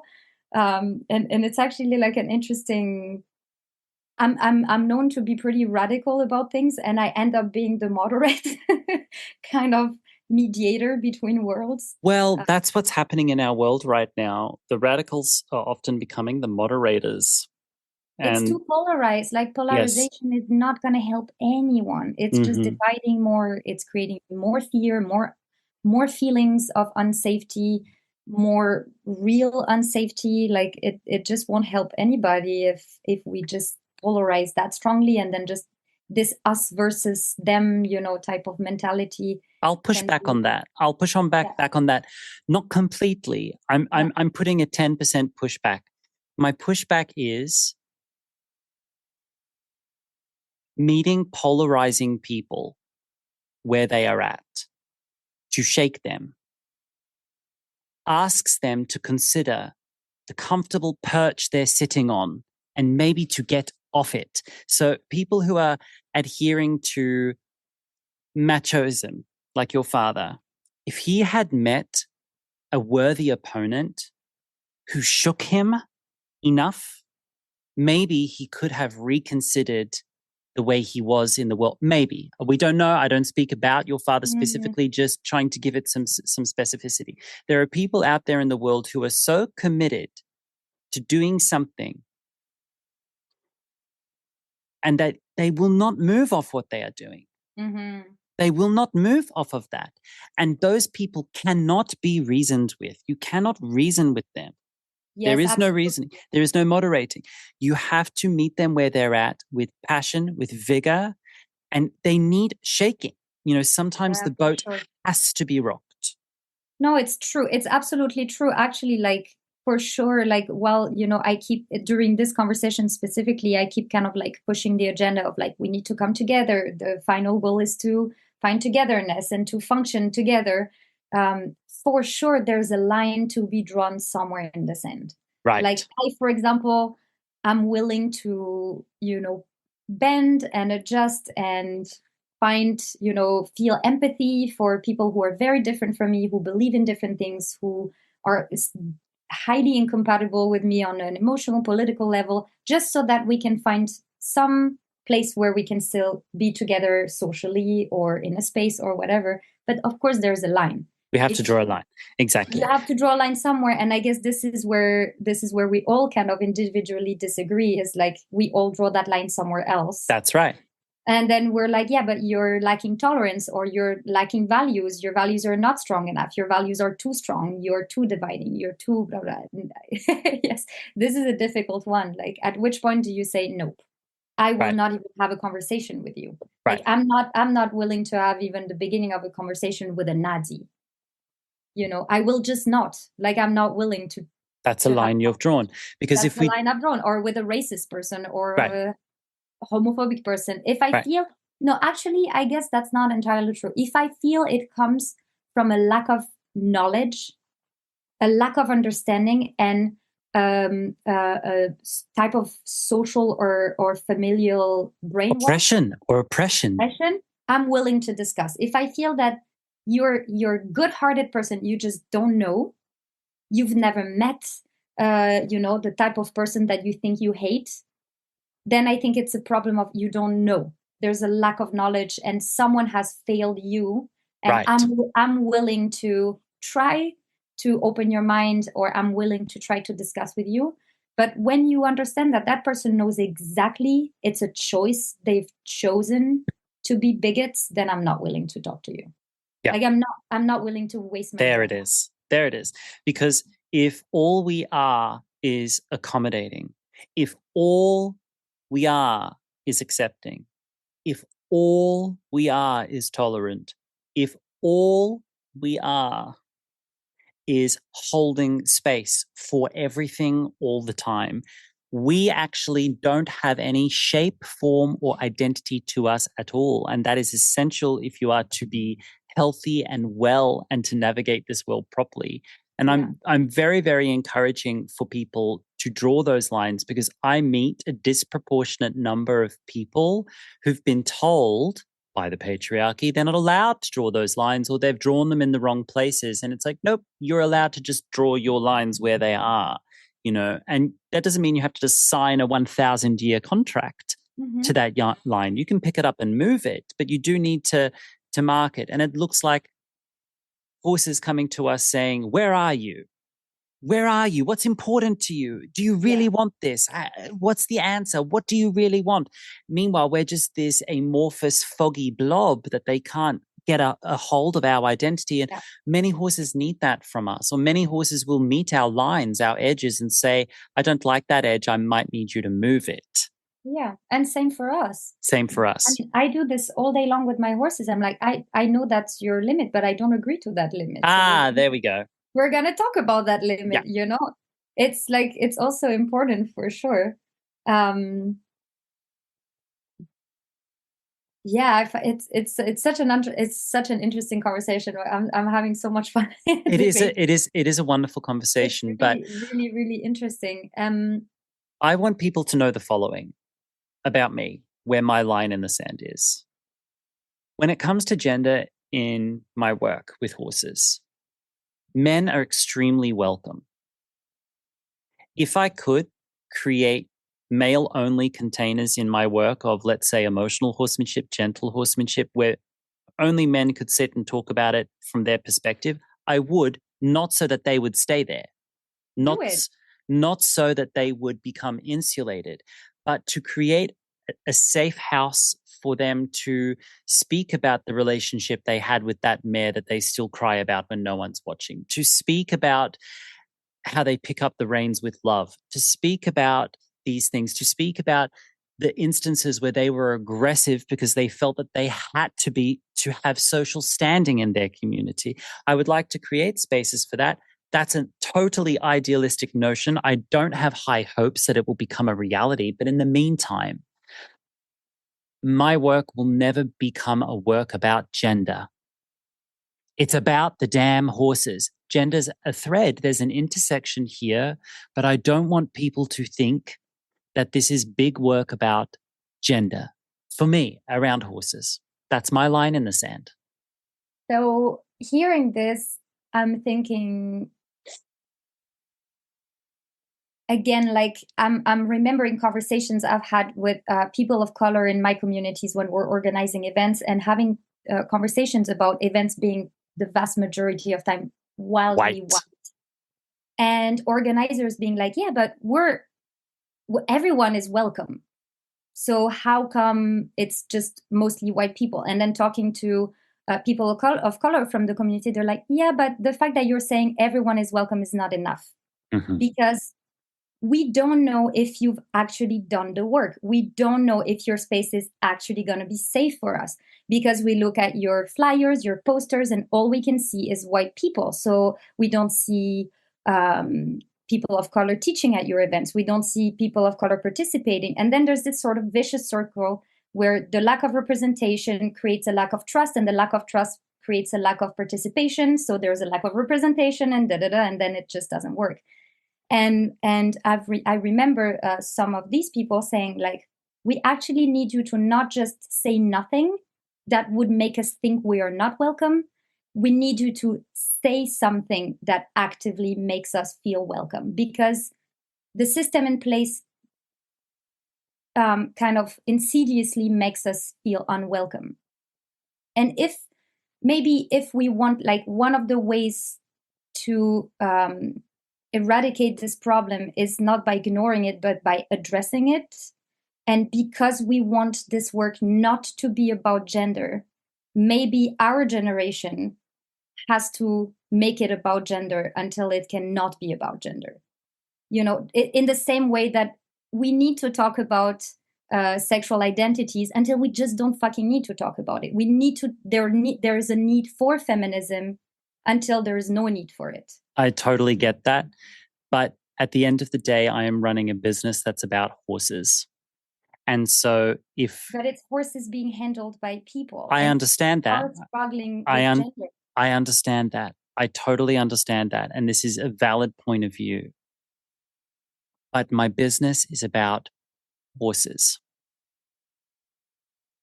And I really need people to get to the place where they can put that horse above everything else, because it's like a child. It's a vulnerable animal in the middle. And whilst we're debating gender, or whilst I'm taking steps to create signposts for entry, any effort I do in that direction is effort I'm not taking in the direction of horses. And after 5,500 years, what we have available to us is flapping flags, tapping sticks, clicking clicks. These are our options. We need other options. We've got to be innovating the training and handling approaches with horses. That's really where my focus must be. That doesn't mean I'm not trying to create landing spaces. It means that there is too much to do and not enough time. And I can only commit to so many social justice issues at one time. For example, when the election in the US happened in 2024, I came out of hiding to just mention on my socials that anybody who was feeling unsafe and was legitimately unsafe and legitimately had nowhere else to go, that I had a safe place for them on my farm for a 2-week period. I could connect you with people and get you on your feet and send you on your way. If you had nowhere else to go, I wanted to create that for people. Immediately, I had messages, oh, well, you're commenting about the situation in America. Why aren't you commenting on the situation in the Middle East? I said, because I don't know enough about that situation to comment, and I can't be everything for everyone. I'm a horse trainer. I'm not running for public office. I'm not the Dalai Lama. I'm not a social justice warrior. I can't be active on everything because you get spread too thin. We have to draw that line somewhere. My line that I've drawn is to focus on the horses. The logistical steps around people being in handling and guardianship of the horses is a logistical step. That doesn't mean I don't care about the logistics of that. So much as I said this on a podcast with my friend Michelle, I wake up in the morning, first thing I do is have coffee. That doesn't mean my life is about coffee. My life is about something else. My business has people, but it's about the horses, and I've got to make it about the horses. I'm on the record talking about mares and how that relates to sexism. I'm on the record with all of these issues. At my first clinic tour, I was giving discounts to people of color and minorities, including single mothers, including queer people, anyone who was a minority in the United States who wanted to come to my clinic. I was giving healthy discounts. I stopped doing that after, at a clinic, someone who was on a minority discount showed up 2 hours late and was upset with me that I didn't stop the clinic to welcome them into the space from the parking lot. They were 2 hours late and then came in, sat down, watched the clinic, and then afterwards asked for a refund. And I said, "You were late. I can't stop the clinic because there are other people here." They said, "Well, it's not enough to give me a discount because I'm a person of color. You have to do more than that. You have to welcome me in, even if I am late. Don't you know that I'm disadvantaged? And that's why I was late, et cetera, et cetera, et cetera." And I just went, I have to draw in a line in the sand here because that is inappropriate. That is inappropriate. It is not ableist to say, please be on time. If you can't be on time because you're dealing with issues, then communicate that to us and we will create accommodations for you. But it's not ableist to say, please be on time. It's not sexist to say to a woman, please be polite to men. It's not critical to say to a man, please be polite to women. And it's not centering people to say to people, please center the horses when you're around horses. That's not centering people. It's about remaining focused on what we're all here for, you know? And as much as I'll create space for these conversations on gender, which is why I have you here today, and it's exceptionally important, there has to be a line in the sand for horse people where we realize that horses should not be a style prompt for the theater of humanity to play out over and over and over again. Eventually, horses need to be about horses. Horsemanship should be a journey to horses by people, but to horses, in my view. I mean, I want to push back on that. Push back. I want to push back because I think at the end of the day, if what you're a trainer for humans who are like for horsemanship, and it cannot be only about the horse because it's not. Otherwise, you would study wild mustangs and just look at them from a distance. That's not what I'm saying. That's not what I'm saying. Allow my point of view to be really clear. People are here. They are part of this. It's horsemanship. But the horse has to be the focus. That doesn't mean the people aren't important. The horse is the focus of our activities.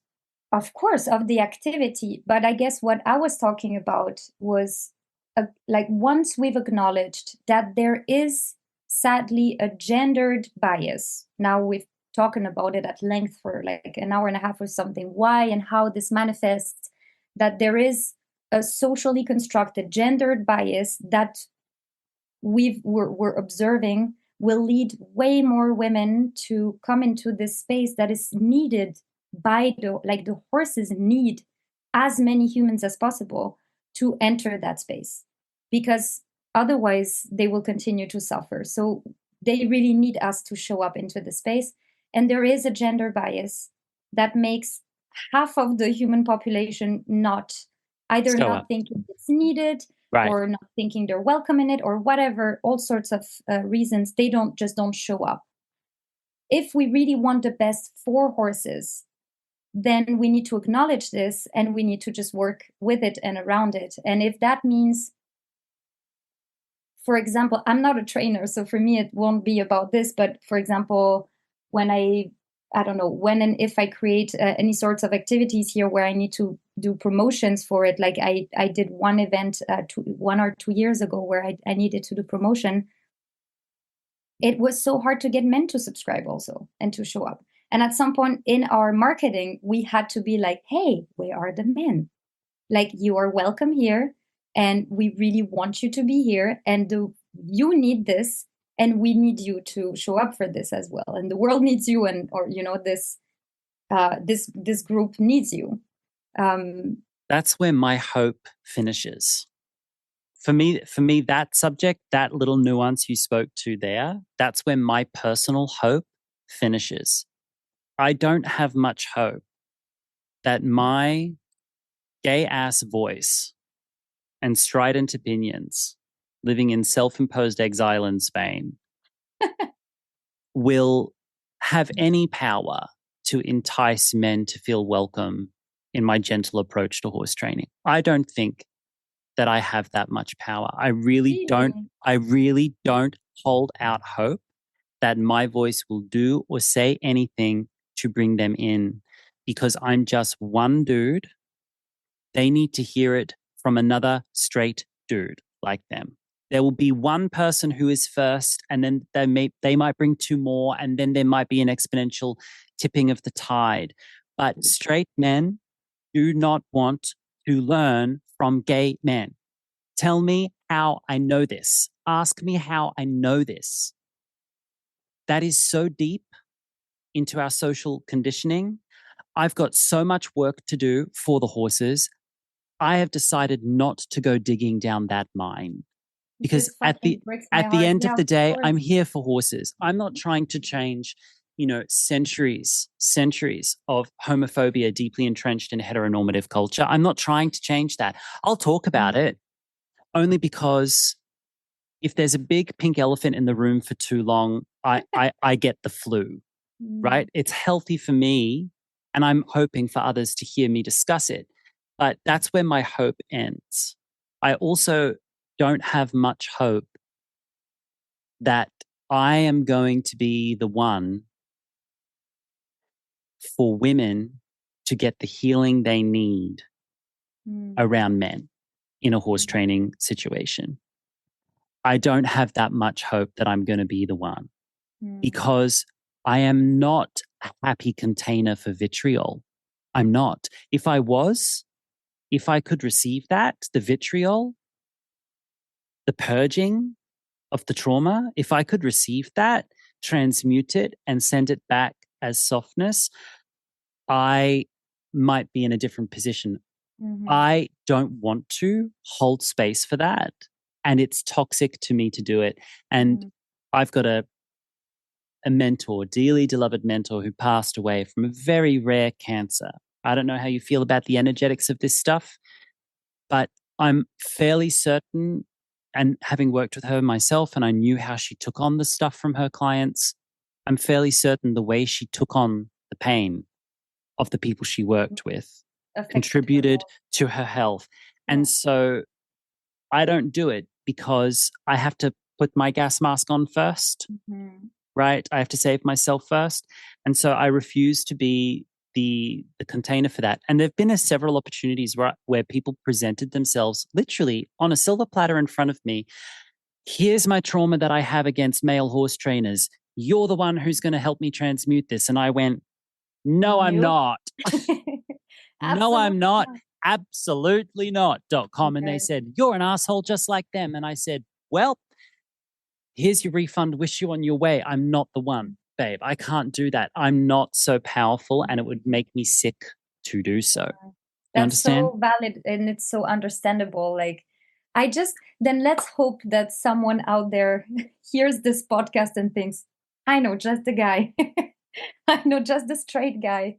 Who might start a revolution. One of the best clinics I ever did. I loved it so much. It was transformative. People's hearts were breaking open. The horses were changing. It was amazing. And at this clinic, I finally, on day 2, towards the second half of the group discussion, right at the end of the clinic, after a really, really, really top tier clinic, so much better than all of my expectations. So only in that context did I feel safe enough to ask a room full of horsewomen, where are all your men? Yeah, where are the men? You've all got husbands, you've all got boyfriends. Where are they? Do you know that they're at home and they're not okay right now emotionally? They're not okay.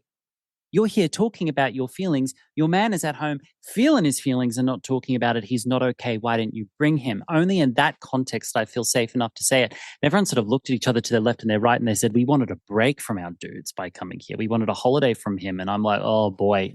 Again, that's where my hope ends. And I went, not going any further. I've spoken it into existence. We see what happens next, you know? I mean, I guess now we're touching on like another problem, which is like one of the other byproducts of patriarchy is heteronormative like dynamics and behaviors In where, those like, relationships, which I have no understanding about like whatsoever. these gender roles are like they're Wacky. it's just weird. I will never understand like those straight dynamics where basically you get two genders getting together and they hate each other. You know what I mean? Like you end up with a bunch of men hating women and women hating men who desperately want to marry and like sleep with each other. I'm like, what's going on? Such a mind fuck. Such a mind hate fuck. Each other. Right. Why are you? I know. It's so Makes weird. No sense. It's so weird. I talk about that This is way more unnatural. That's all I'm saying. That's all I'm saying. Yes, I so agree with you. Okay. So I've got 3 questions I like to finish the podcast with. Actually, I might ask you 4, but we'll see. Yes, let's go. I'd like you to muck out with me. Something in the horse world that you would like to scoop up and go compost it out somewhere. I know we've been ranting and raving about it for nigh on 2 hours, but if you had to pick one thing and encapsulate it for us, what might that be?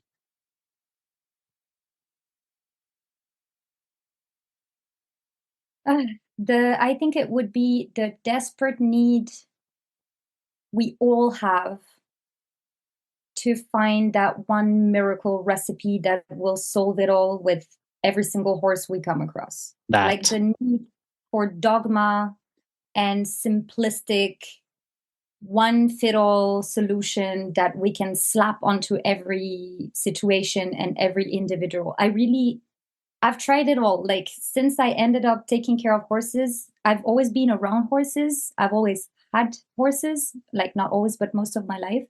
But until I moved back to France to take care of really difficult horses, I never actually, I was never a guardian of horses. So I didn't realize the variety of behaviors and problematics and like daily things that come up. And so I threw myself at everything. First, I went kind of Parelli method because I heard about it first. And then I was like, okay, so negative reinforcement, blah, blah, blah, works like this. Then I started slapping it onto my horses, worked great with one, mildly with another one, absolute disaster with the third one. So I'm like, okay, then this method is trash. I trashed it. Then I looked at positive reinforcement and went full on into this must be the most ethical. This must be the best. Okay, applied it on my horses, worked amazing with that one. Weirdly inconsistent with that other one, disaster with that third one. And then I started doing this until I realized, okay, I'm not going to find that one training that's going to solve all my problems with all my horses. They're living things and I'm a living thing. And as everything else, and I should have known better as a queer person, this is not a binary spectrum of good and bad, efficient, inefficient, ethical, non-ethical. It's nuanced and it's relative and complex, and we need to be adaptable and resilient and empathetic and try to go with each situation. So love it. I would love to compost dogma. I love that. I'll compost that with you. I think a lot of people confuse methods as dogma. They think that if you've got a method, you've got a dogma. There is method, but methods don't have to denote dogma. You can be methodological about your work with horses, but that doesn't mean you're dogmatic to a singular methodology. You can adhere to a rich toolbox. And, and about ethics is a spectrum. I was shocked to discover that some serial killers have a sense of ethics. from jail, they said, oh, well, I would kill that person, but I would never kill that person. Kill that other person. Right. And so, even they would have a sense of ethics, and everyone gets to decide where they are on that spectrum. I mean, that is a choice. It's not a choice without consequences, and some choices have more consequences than others. Yeah. So agree with you. Love that. Okay. Second. Yeah, bring back nuance. Bring is so back nuance. Yes, nuance is back. Okay, so maybe that brings in the second question, which is about this change we're seeing in the industry now. The industry goes through these tides that come up and go down again. We're in another swell.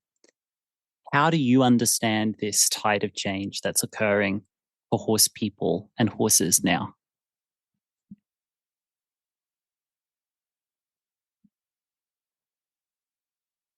I want to believe, and I hope that it is very much connected to changes that are happening within our human society. Mm. I think it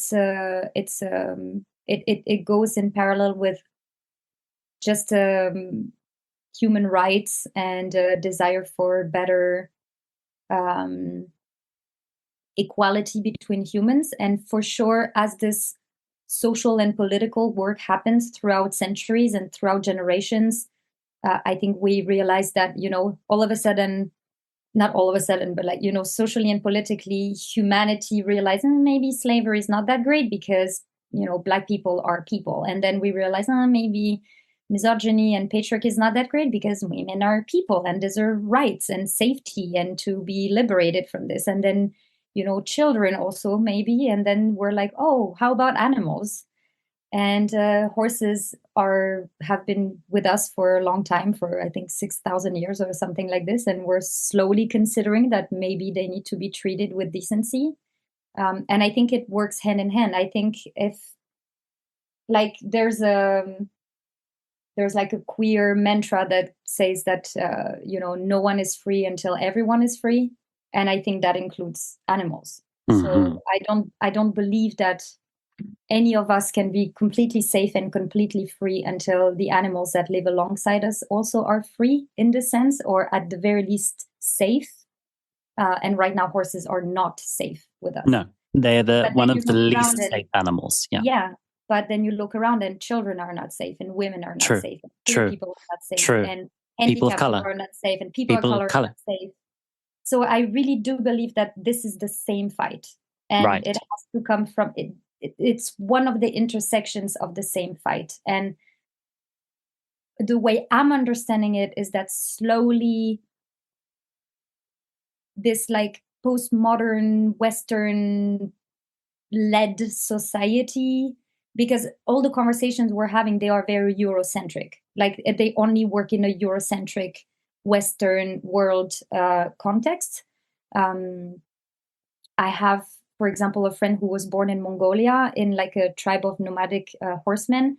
None of this is relevant if you try to apply it to his horsemanship and his understanding of horses and horsemanship. It's a whole complete different history, background. So this is very Eurocentric. And so within this context, I think we are remembering slowly that we have just disconnected with nature in general, our own nature and nature around us. And we're just trying to recover from the harm that that our self-domestication has done to us. I think we're finding out that as we domesticated nature around us, we domesticated ourselves. And the same harm that we're noticing happening to horses, for example, is harm that we're doing onto ourselves. And as we undo this on ourselves, we realize we have to undo it on nature, the nature around us. So I really see that as a very holistic, interconnected work of recovering our own nature, maybe. I love it. That's I think one of the best answers I've had to that question. I know I shouldn't say that because now everyone else is like, well, what about my answer? Your answers were valid too, but that was a really spectacular answer, because that question really evokes not just horses and horse training, but what's happening all around us. It really evokes all of that, and you really spoke to that. Thank you. What's home for you?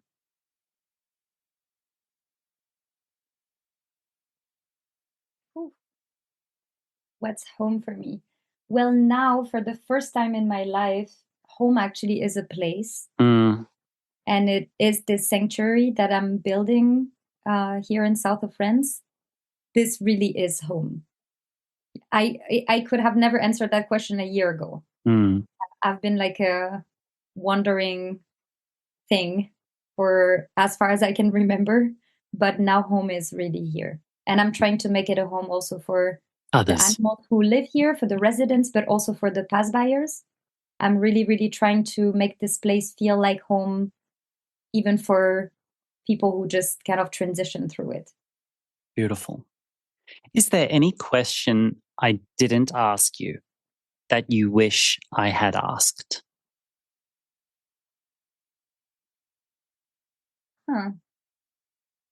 Yes. Okay.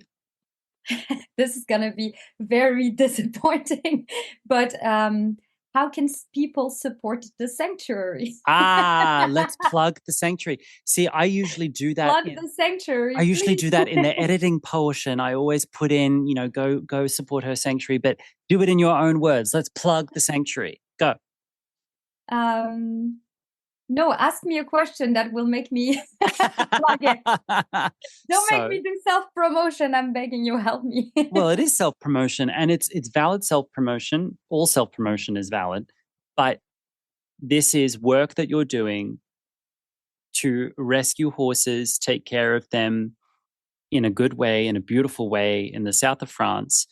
I remember you said to me once that you're making reparations for your father's actions to horses and you're breaking ancestral chains by running a rescue rather than an abuse and slaughter situation with horses, right? But you need donations, you need private funding to keep this going. How can people find you and how can they donate? So one of the things I'm struggling with this whole project in its online life is it's based in France, but I'm also addressing an international community, and I've noticed that posting only in English confuses people, building a website in English confuses people because I'm based in France and I have at least half of my followers are French non-English speaking people. So one thing that kind of might be difficult for listeners of this podcast because they will be English speakers is that all my socials are now in French.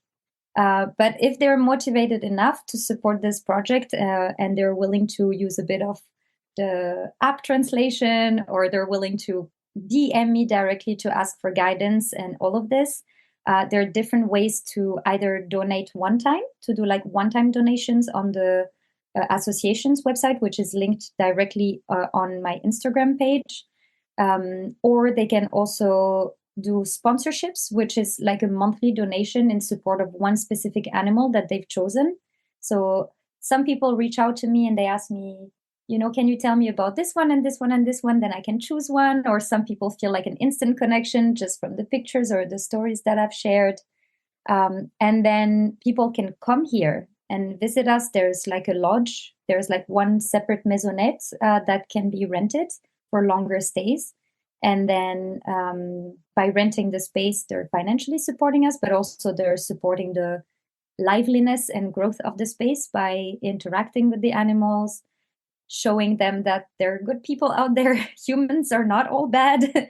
And then just kind of like spreading the word and visiting us. So it can be a one-time donation, a sponsorship, or visiting the farm here in the sanctuary and meeting us and meeting the animal and contributing to the work that we do here. Amazing. I will link in the show notes for this episode all of the places that you can find Marika and her sanctuary, including website, social media, donation channels, all of it. I'll make sure that's all connected. And well, thank you for this conversation I've been too afraid to have for a long time. So it was really good to have it with you. Yeah, thank you so much. I'm really glad that you trusted me to have this conversation, and I hope that people who listened to it felt invited to also like speak up and continue this conversation in their own hearts and in their own circles and communities. Conversations queer people have with other queer people are very rarely heard outside of queer spaces. Yes. Even online, even the podcasts, the queer podcasts I listen to. I don't listen to any horsemanship podcasts, by the way. I listen to one equine vet. That's it. But like all my podcasts are queer centric that I listen to personally, but they're for a queer audience. I've got a whole variety of audience. I've got Republicans here. Hi. Welcome. Hi. Welcome. Welcome. Conservatives. Welcome, conservatives at the 11th hour. But rarely are queer to queer conversations heard outside of queer spaces. And I really hope that that was illuminating for anyone who'd never heard a conversation like that before. I mean, we could have gone into it a little bit more, but I think we were still pretty polite and tame for a public audience. Yes. Yes. All yes, right. but it's good. It's really good. I really wish that these conversations were had by non-queer people between each other. Like it feels like a missed opportunity to know yourself better. Right. But hey. Thank you for being here. Have a lovely rest of your day. Yeah, you too. Okay, bye. You've been listening to the Emotional Horsemanship podcast. That was Marika Leila from the south of France, from Sanctuaire L'Oréal d'Orient. If you'd like to donate to her sanctuary in the south of France, you can find all of that information in the show notes of this episode. And if you'd like to learn more about emotional horsemanship, please go to emotionalhorsemanship.com. Please remember to like and subscribe to this podcast and consider downloading the episodes. Thanks for being here, and I'll see you next week.